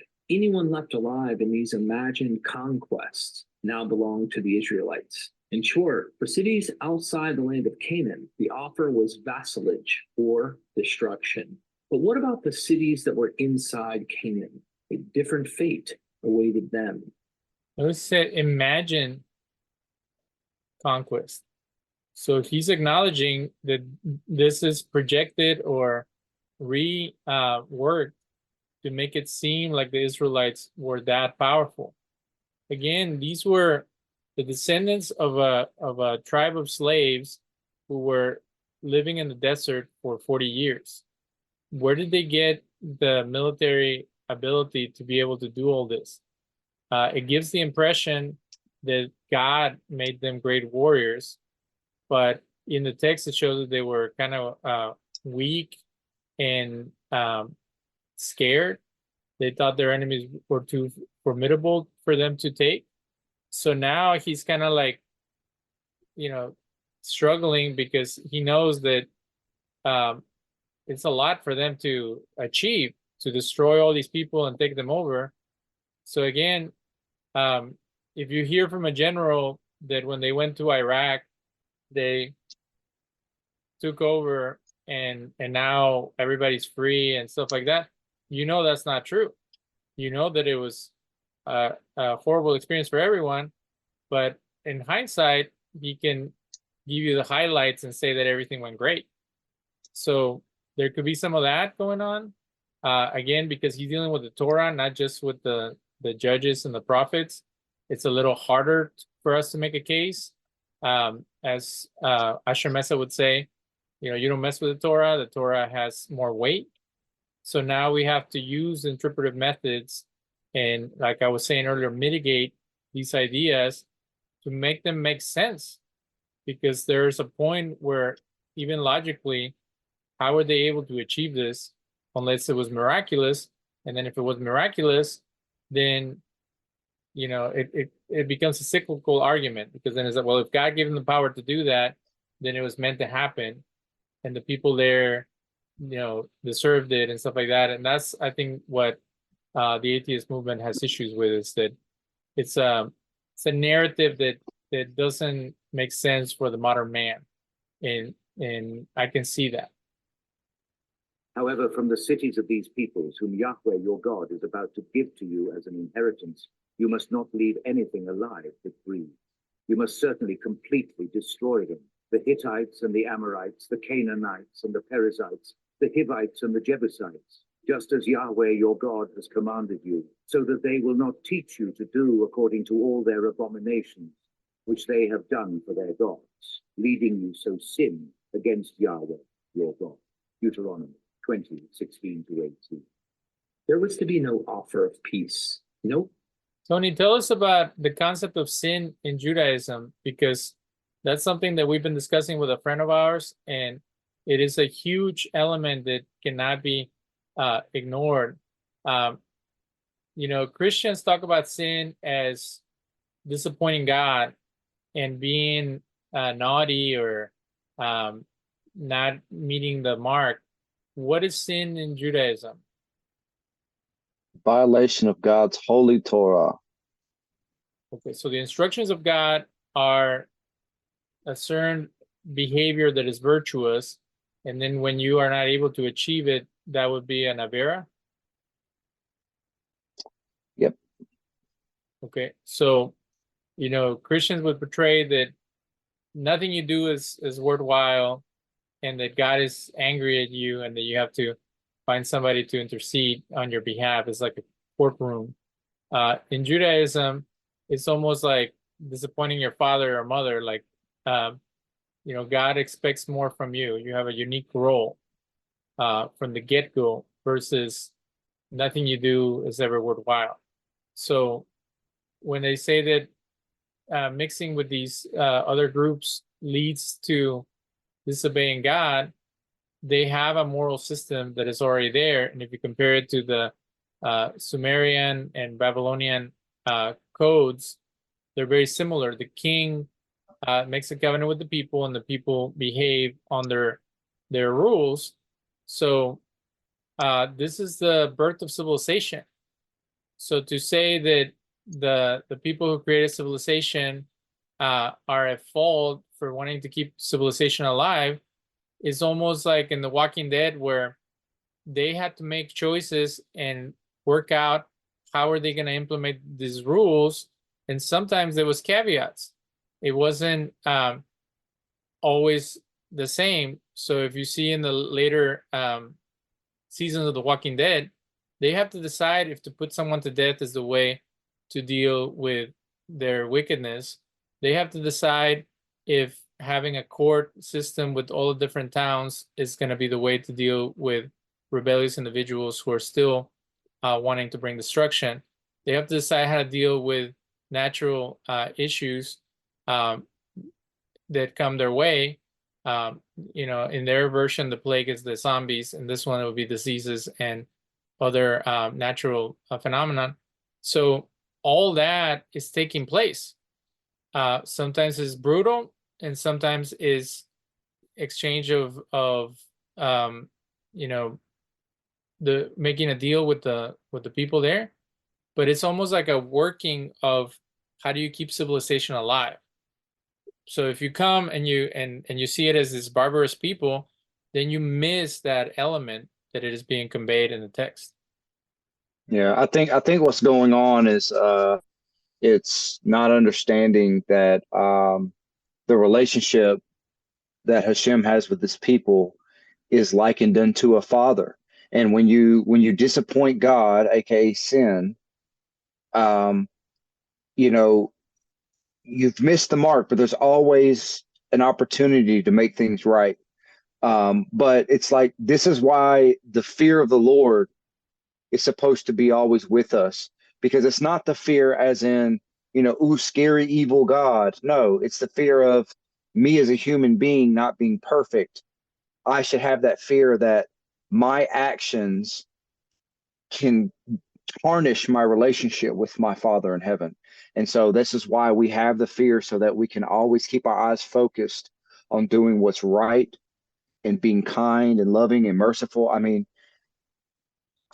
I can see his dilemma, like you said, the progression of the modern man compared to we're talking about 3,000 years ago, 3,500 years ago, and like societies were brutally violent. All societies. I mean, all you have to do is just take your bias lenses off and just go study some history. The nations didn't need God to do all these things. Murder, rape, incest, all these things. They didn't need God for that. They did that on their own. And so you were dealing with, even though the Jewish people are God's people, they're still not perfect people. And this is what people don't understand. We see this development. Now you look at Israel in its infancy when they're called out of Egypt.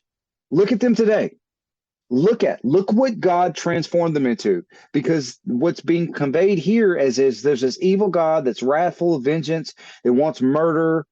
There's a situation going on in Israel right now with real terrorists, real evil, and Israel's going by the books.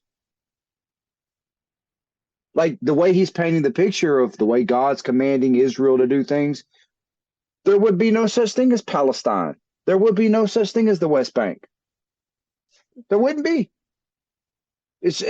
I'm still waiting for this crystal clear image to paint that God is evil and unjust.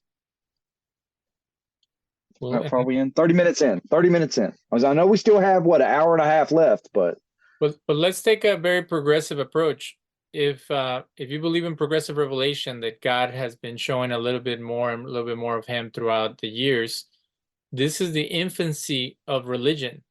So the infancy of religion is going to be messy. And like you said, not to justify, genocide as they would put it, there was all kinds of slaughtering and horrible stuff going on all the time.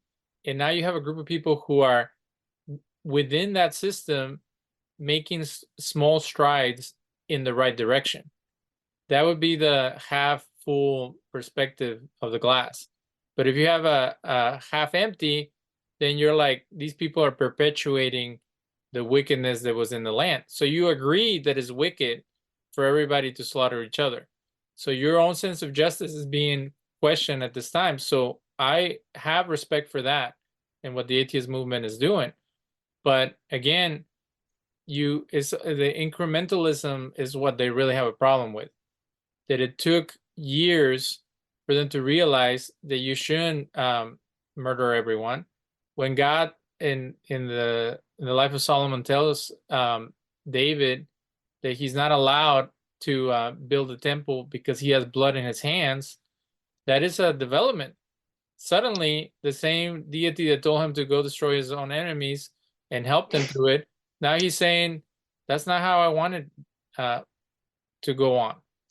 I need someone with pure hands and a merciful spirit to be the next king. And then Solomon did other things that were naughty in a different way. So, but they're always being held accountable. So there is that element. If there was no accountability, then the stories would be purposeless. So you have to always look at what are they trying to convey, and what's the ultimate message. Because if the message is God wanted you to kill all these people so you could win power over them, then why is he always knocking them down? Like you said, if they did the job properly, then they would be the conquerors of the whole earth. But there's this sense of guilt and shame and judgment that keeps coming back. So there's something wrong, either the way they're going about it, how they're communicating it, or how they're living it out. So there's this constant push and pull that happens in the text, and that's what we as human beings experience all the time as well. So making a very shallow version of the story and then trying to knock it over, it's a typical tactic that is done by people who are not being fair when they're dealing with individuals or ancient civilizations. Opportunity for forced labor, not even the chance for women and children to be spared as plunder. Everyone was to certainly be destroyed. Again, following the logic of the earlier passage in Deuteronomy 7, and in keeping with what we will see coming throughout the book of Joshua, the rationale is clear. To leave a remnant of outsiders in the land where Israel is dwelling would leave open the possibility for temptation to fall into idolatry and be destroyed by Yahweh. Other well-known divine commands for violence and genocide come from the book of Joshua as the Israelites take the land of Canaan in the conquest. The book opens with Yahweh commanding Joshua, Moses, my servant, is dead. Now get up, cross over this Jordan, you and all this people, to the land which I am about to give to them, to the children of Israel. Every place where the sole of your foot will tread, to you have I given it, just as I said to Moses. Joshua 1, 2, 3. The command to enforce the ban continued under Joshua. Standing before the city of Jericho, ready to watch it fall, he cried, Now the city will be dedicated to destruction, it and all that is in it, to Yahweh.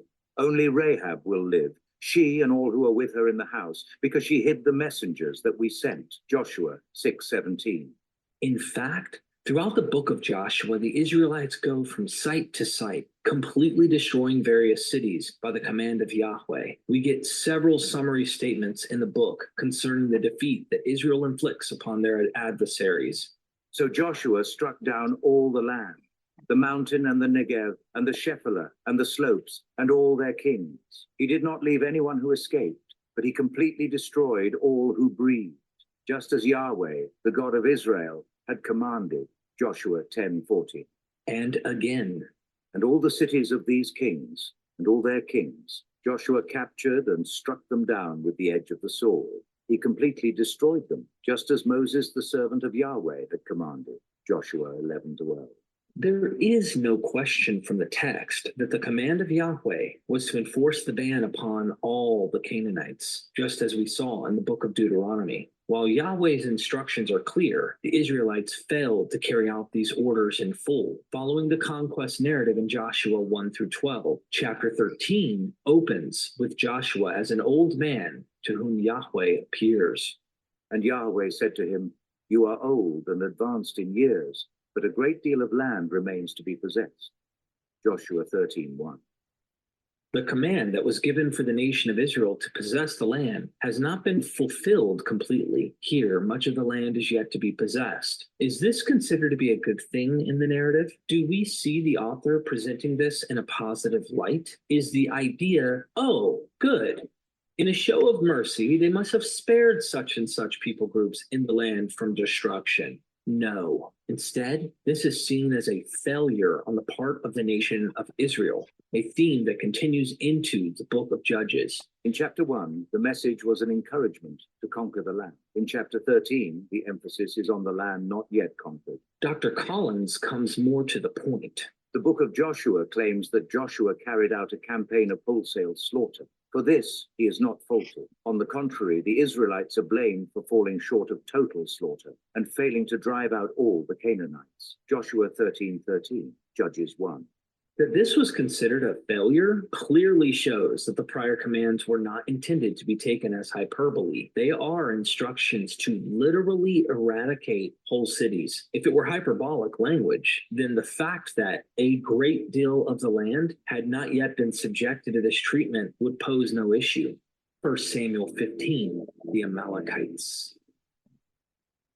The final passage that we will evaluate in this section is 1 Samuel 15. While we will return to this narrative at length later in this documentary, it is an important passage to overview in the present context. If you recall from earlier in this documentary, Samuel comes to Saul and commands him to go and kill the Amalekites because of what they did to the Israelites when they were coming up out of Egypt. The extent to which Saul is to completely destroy Haram, the Amalekites, reaches. From man to woman, from child to infant, from bull to lamb, from camel to donkey, 1 Samuel 15:3b.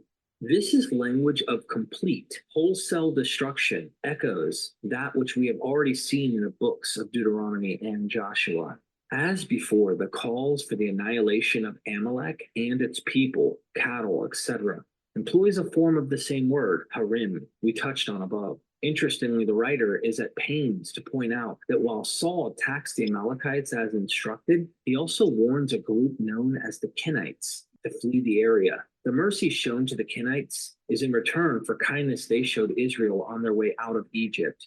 This incident is nowhere mentioned in the stories of the Exodus and Israel's wilderness wanderings. So why am I mentioning the Kenites in this context? It is because they represent yet another example of the totality of the ban. The Kenites appear to have been associated with the Amalekites to some degree, even living in the same settlements. Given the Kenites' close proximity to and possible association with the Amalekites, coupled with the all-encompassing nature of the ban, we might expect the Kenites to be annihilated along with the Amalekites. This act of mercy was the great exception to the all-encompassing nature of the ban. As we will see later in this documentary, this theme of an exception to the total nature of the ban, often based on the faithfulness of the exempted party, appears in several places throughout the Old Testament. If this command of destruction were intended to be hyperbolic, why note that a specific group of people was spared? Hyperbole assumes that some people will be shown mercy. Pointing out that a specific group was spared from slaughter is redundant.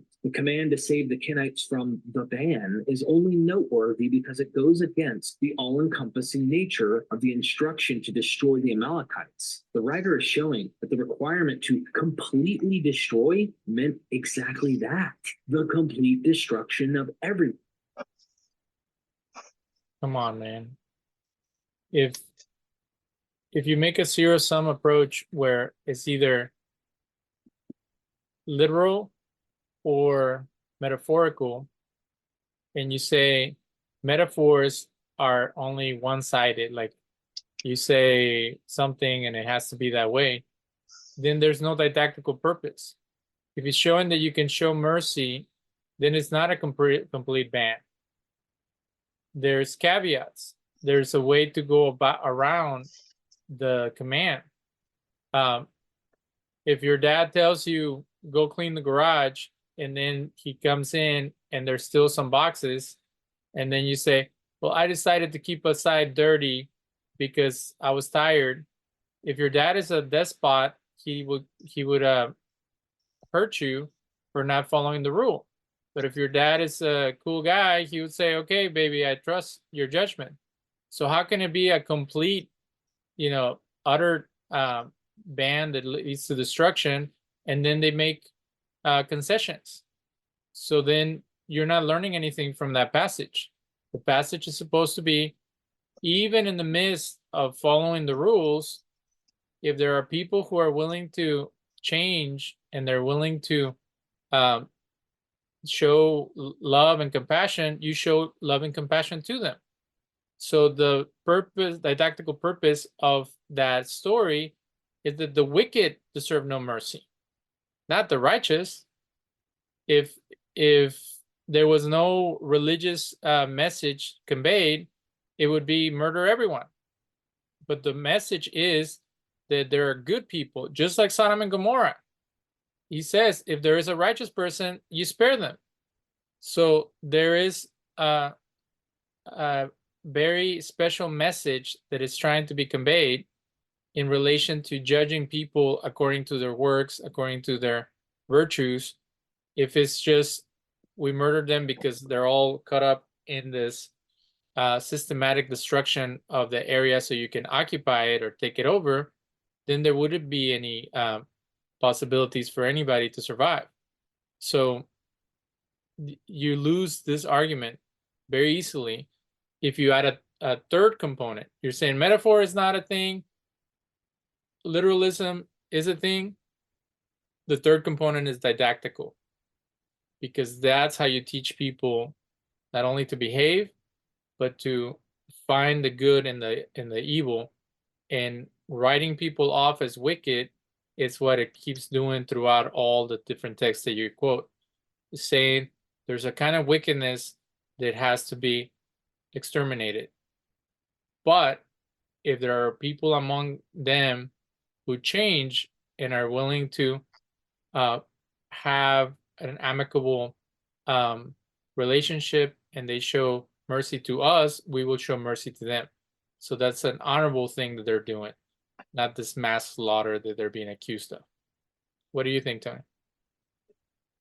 Yeah, absolutely. Absolutely. It's a, you see this development going on, and the whole moral of the whole thing is like you said, it's to teach people how to behave. When you have, let's say you put somebody, Hashem put somebody under a ban, and then it says because of the abominations that they were practicing. Okay, well, you have to think, well, what are these abominations? And then you have to say, well, okay, well, of course, it can't be all of them, or is it all of them? And then you have to ask yourself, well, is there any more information to this? So I think he's picking and choosing what he wants to adhere to. And he's doing a very good job of painting a picture for his audience. And it's not concise, and it's not thorough. It's got too many holes in it. And the very God he's talking about commands righteousness and justice for all.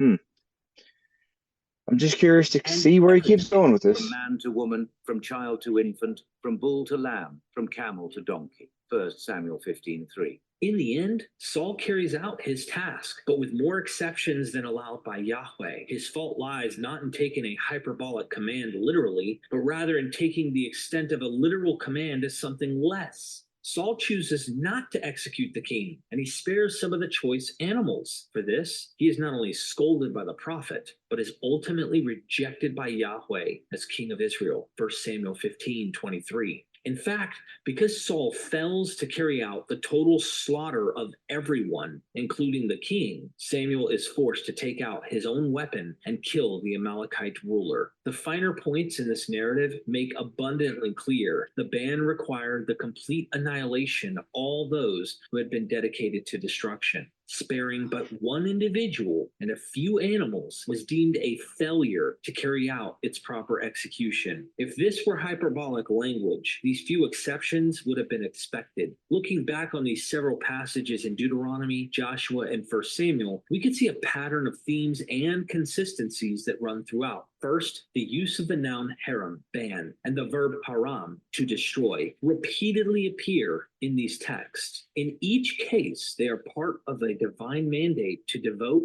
a particular city or people group to Yahweh for destruction. Second, whatever the historical reality, the narratives call for the complete execution of the ban. Once something is dedicated to Yahweh, it is completely dedicated, as we have seen in 1 Samuel 15, and as we will see greater in detail. The narrative hinges upon the total execution of the ban. In the example of 1 Samuel 15, because Saul spared even a small remnant of the Amalekites, his task was considered a failure. Apologetic defenses of divine violence and genocide.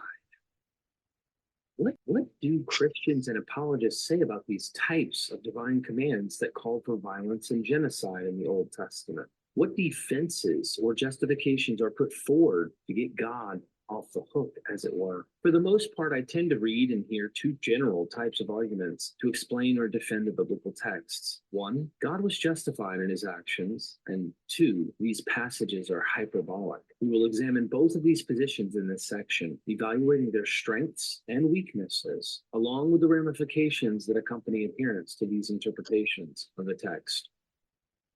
The most frequent response I see from those seeking to defend the violent actions of Yahweh in the Old Testament is to argue that God was completely justified in bringing judgment upon the victims. Yes, Yahweh acted with great violence, either directly or indirectly, but this was not arbitrary or malicious. Rather, it was an enactment of perfect divine justice against rebellious and incredibly wicked groups of people. There are several very common examples of the causes and effects of such divine retribution that adherents will point to, including, for example, the worldwide flood of Genesis 6-9.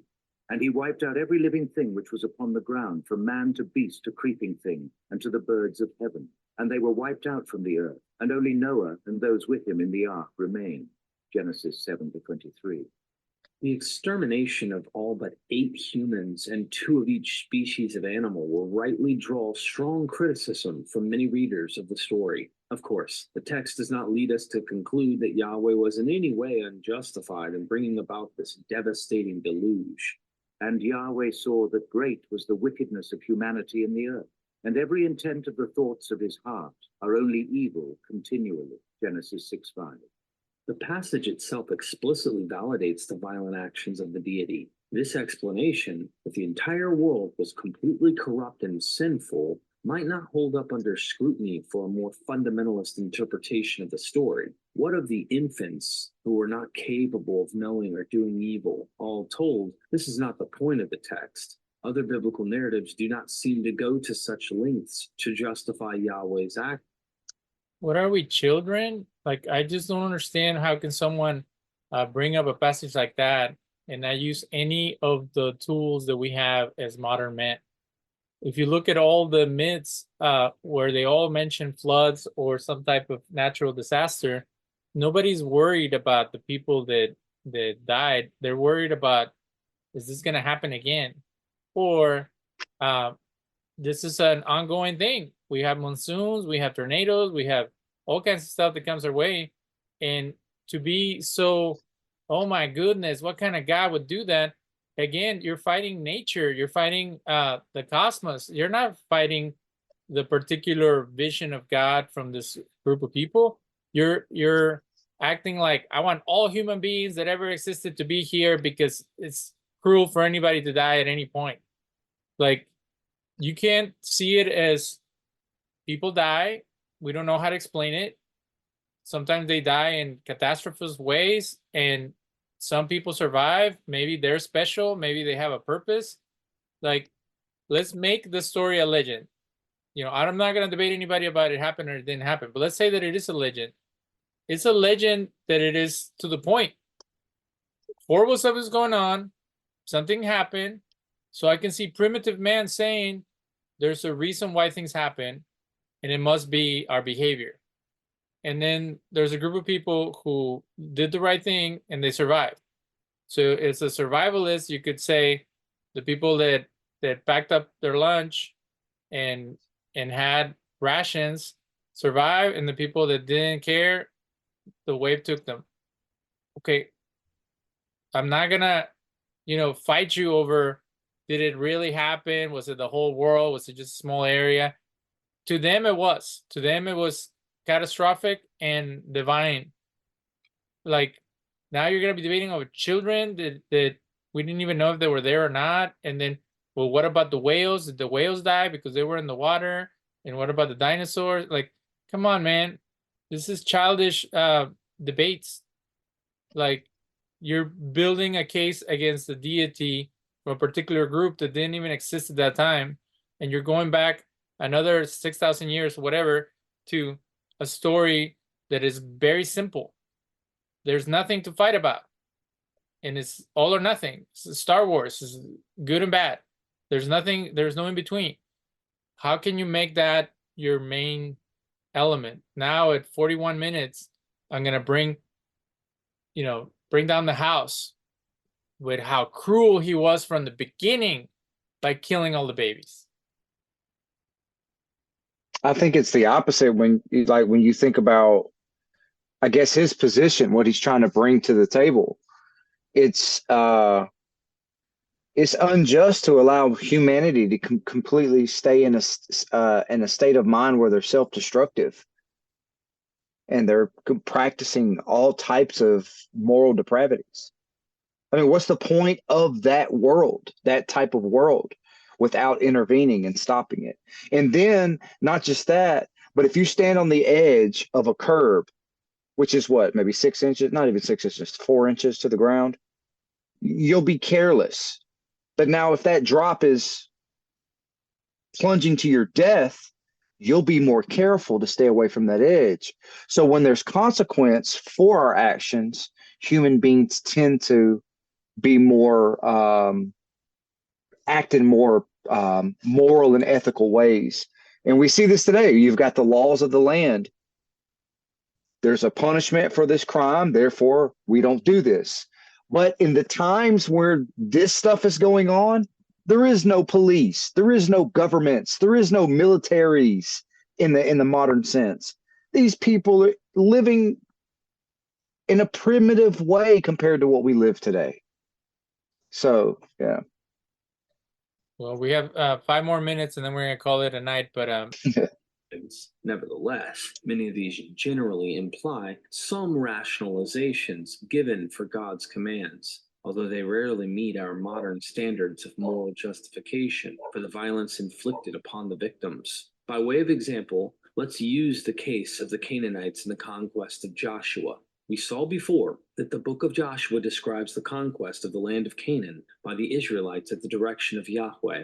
What rationale does the Old Testament give for the eradication or dispossession of the indigenous population of Canaan? Most commentators would see Yahweh's justification in commanding such violence in the wickedness and rebellion of the Canaanites. Let's take a look at a passage from early in the story that lays the groundwork for the Israelite conquest in Genesis 15.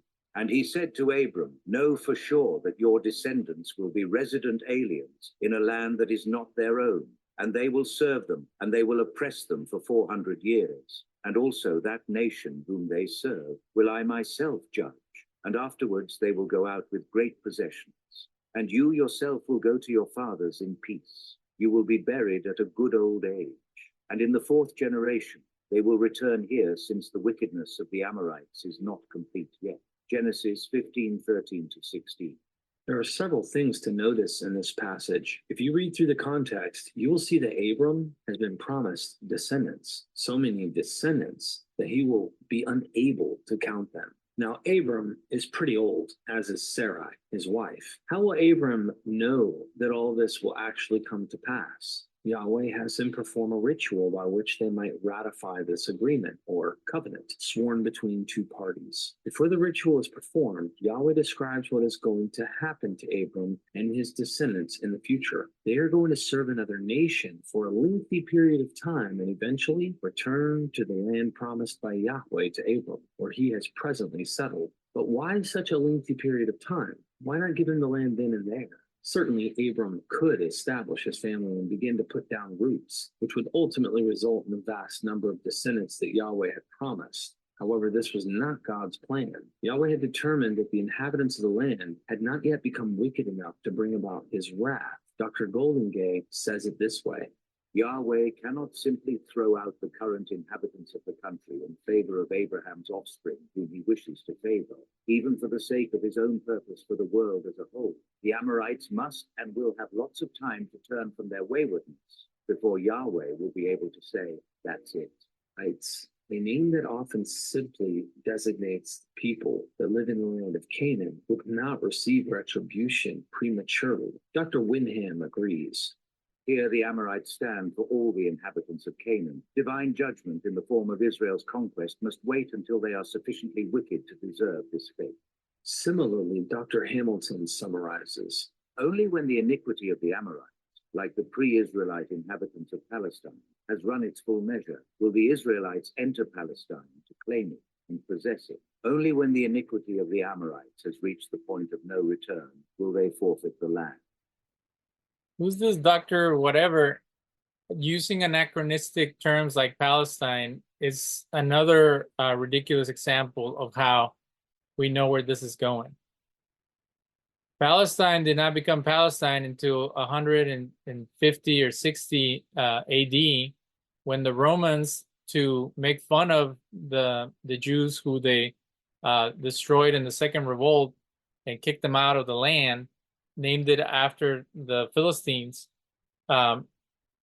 So to say the pre-Israelite inhabitants of Palestine, and then they enter into Palestine to claim possession, it's a political tactic to try to equate the Arabs in modern Palestine, which existed until 1948, and the modern Israelis since then, in the last 75 years, to push an agenda. And the same author or presenter had Dr. Carter do the same thing, talk about Palestine this and Palestine that. So now we're dealing with their true politics are being exhibited. And it's funny, as Tony was saying, there hasn't been any discussion of the God of Islam and how the God of Islam views conquering lands and taking over places. So it's funny that we beat up on the Hebrew version of God and maybe the Christian version of God, but the God of Islam is never discussed in this show.